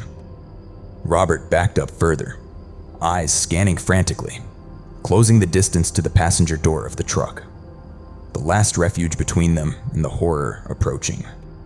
Another scream, closer, fiercer, erupted from the exact spot the first one came from, as if it was advancing, eager to devour them. And then, in the deep darkness, a massive figure stood upright amidst the old cars. Tall, dark, like a nightmare sprung to life from the rusty metal. Oh my God, Robert screamed in his head, his heart skipping a beat.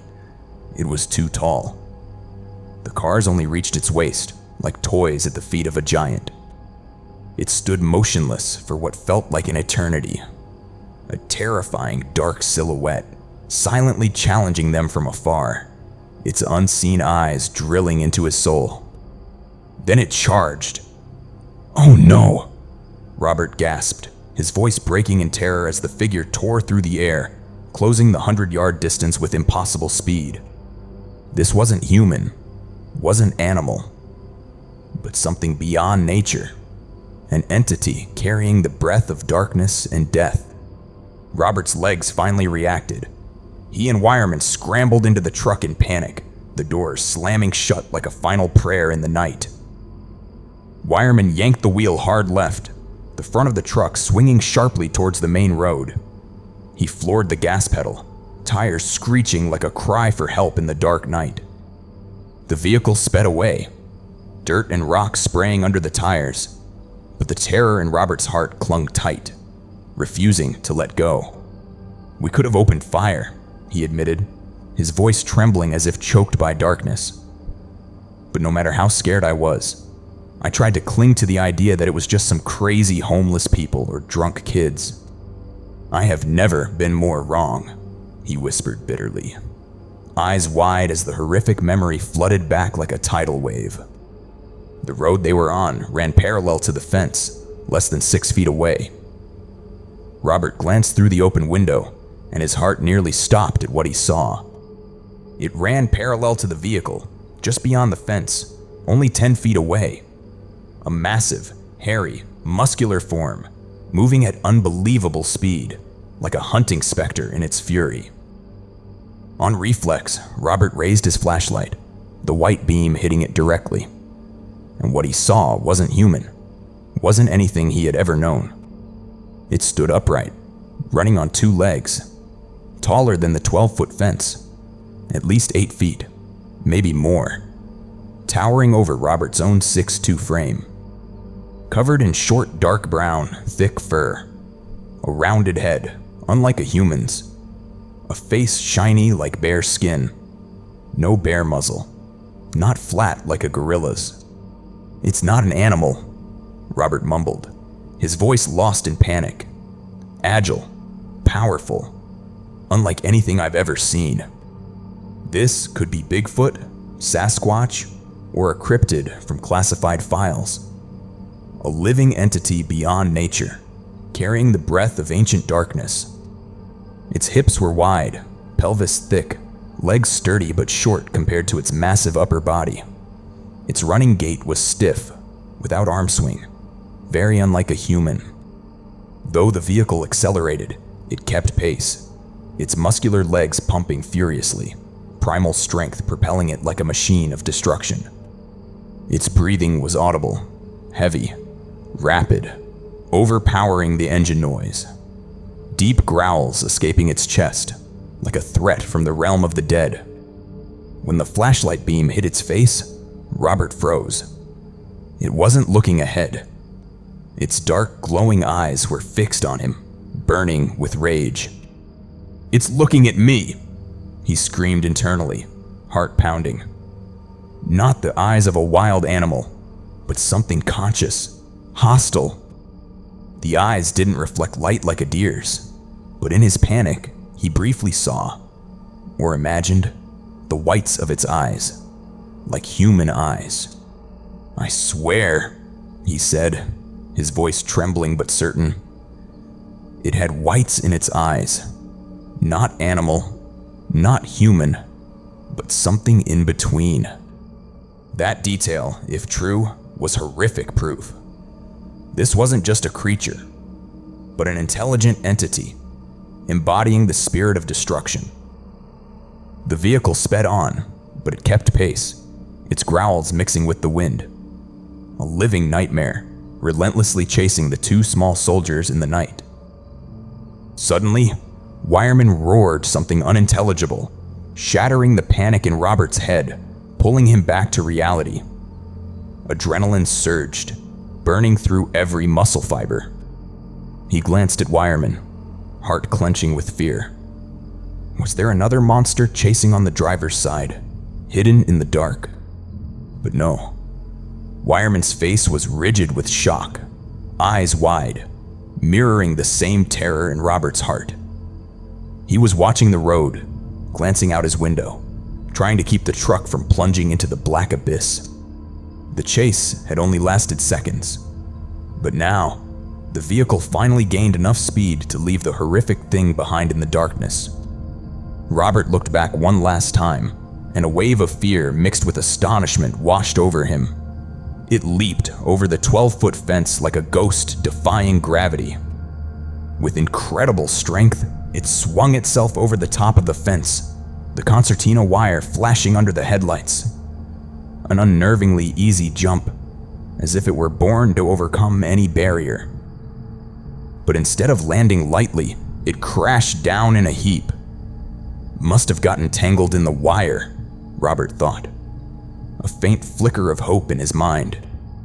Through the open window, he saw it struggling to get up, growling angrily, limbs flailing as if pulling the tangled concertina wire from the top of the fence down to the ground with it. The vehicle sped down the dark road, no one saying a word. A heavy silence enveloped them, broken only by the roaring engine and the frantic beating of their hearts. The question hung between them. How do we report this? What do we say about that damn thing? But no one dared break the suffocating atmosphere. As if by reflex, wiremen drove straight to the next patrol point. Military discipline deeply ingrained, forcing them to continue their duty even with trembling hearts. They both knew, without saying it, they would have to go back and lock the gate they left open. A dangerous loose end, potentially revealing their carelessness, or worse, exposing the nightmare that had just occurred. Upon reaching the next patrol point, the radio crackled, dispatch asking, "Why didn't you clear the last location? Where's the suspected trespasser?" Robert, having learned a bitter lesson from the past, replied quickly, "Radio malfunction, Sarge. Nothing there. We'll check it back at the station." A smooth lie, but necessary for survival. Only when dawn broke, banishing some of the horrific darkness, did they dare return to the vehicle lot to lock the gate, hearts still heavy with doubt and fear. What they saw wasn't a hallucination, and physical evidence would confirm it, like an indelible curse. At the spot where the creature jumped over, they found the concertina wire torn from the fence, lying scattered and twisted on the ground, sharp and mangled, right where it fell. "No way we both imagined it," Robert mumbled, his voice trembling as he looked at the mangled wire. Vivid proof of an entity beyond reason. Wireman stood frozen, eyes glued to the evidence, his face pale. They knew, without speaking, the thing was real, and it had chosen them as prey in the dark night. The gate creaked as it was locked, but the creature's growls still echoed in their minds, a reminder that the darkness never truly leaves. Daylight brought a sliver of courage, prompting them to drive through the open gate one more time. But this time, both Robert and Wireman stayed inside the vehicle, pistols gripped tightly, ready to face the ghost of the previous night. They slowly circled the lot, tense eyes scanning every corner. But there was no further sign of the horrific thing, as if it had vanished into thin air, leaving only the torn concertina wire as proof. Wireman drove out. Robert jumped down, hands shaking as he locked the gate with the heavy chain. The click echoed like sealing a terrible secret. Then they drove straight back to the station. Robert's mind was made up. Not a word of this could get out. The Army doesn't forgive soldiers who see things beyond reason. Wireman nodded in agreement, his voice hoarse. "I'm not telling anyone." An unspoken oath between two men, bound by fear and silence. "I don't know if he kept his word," Robert admitted, his gaze distant. "But I'm sure I wasn't the only one haunted by that night." Back at the station, they reported briefly. Fence damaged, concertina wire pulled down. A half-lie, concealing the nightmare still growling in their minds. After more than 30 years of thinking about it, Robert said in a low voice, as if recounting a curse, "If it had just been me, maybe I could have convinced myself it was a hallucination." The human mind has amazing defense mechanisms, ready to bury the inexplicable. But the truth stubbornly persists. "It happened," he affirmed, his voice firm. Wireman saw it too. There's no way to deny it. The question haunted Robert like a ghost. What was it that we saw? An unanswered mystery, lingering in his mind for 3 decades. "Bigfoot?" he mumbled, a faint smile flickering. The word sounds like a joke. Who believes it depends on who you ask. But then again, he countered, his voice sharp. Some people wouldn't believe the truth if it stood right in front of them, roaring in their ears. Honestly, Robert confessed, his eyes showing a mix of confusion and fear. I don't know what else to call it. A group of Bigfoot, maybe a whole family of them. His description matches thousands of reports. Tall, hairy, bipedal, a living cryptid, challenging all skepticism of the modern world. But the bigger question lingered. Were they just passing through? Or has that lot been their territory for a long time? The thought sent a chill down Robert's spine. As an expert, I know. Wilderness areas like Fort Campbell are often havens for ancient entities. And if it was their territory, they had crossed a boundary that shouldn't have been crossed. Sometimes I wonder, Robert whispered, his voice lost in memory, if they ever came back looking for us, or if they were always there, waiting. The torn concertina wire wasn't just evidence. It was a warning from another world, where humans are not the dominant species. The gate was locked, but the fear remained wide open. A secret between two soldiers, buried under the light of day, but alive in the eternal darkness. I still had to go back and check that lot full of junk every night, Robert mumbled, his voice heavy as if carrying an inescapable. Not a single night did he feel less afraid. Every time the wheels rolled over the dirt road, he imagined giant figures lurking in the shadows, waiting to punish the trespasser. If it was Bigfoot, he mused, eyes reflecting curiosity mixed with horror, why did it charge us instead of running away, like most stories say? Most Bigfoot reports describe them as shy, elusive. But then, a chilling thought crept into his mind. Maybe the nice stories are all that's left, because no one survives to tell about the aggressive ones. Deadly encounters might be buried deep in the woods, where the last scream merges with the wind, unheard by anyone. I've heard other stories, Robert continued, his voice lowering as if sharing a dark secret, about people disappearing in the woods, hiking, camping, then vanishing without a trace. It gives me chills, he admitted, hands tightening as if trying to ward off the memory. If they didn't get lost or have an accident, what took them? That thought haunts me the most, he whispered, eyes clouded with undiminished fear. If I had been alone that night, if that thing had caught us, what would have happened? Unanswered questions spun in his head every night as he lay in bed, eyes wide open staring at the ceiling, waiting for sleep that never truly brought peace. It's unfortunate, he concluded, a hint of bitterness in his voice. Telling this story probably won't help my reputation. Who would believe a soldier saw a monster? But like I said from the beginning, he emphasized, his gaze sharp as a challenge. That wasn't the only strange thing I encountered on the dark roads of Fort Campbell. That promise hung in the air, a door opening to other, deeper nightmares, waiting to be revealed from the darkness.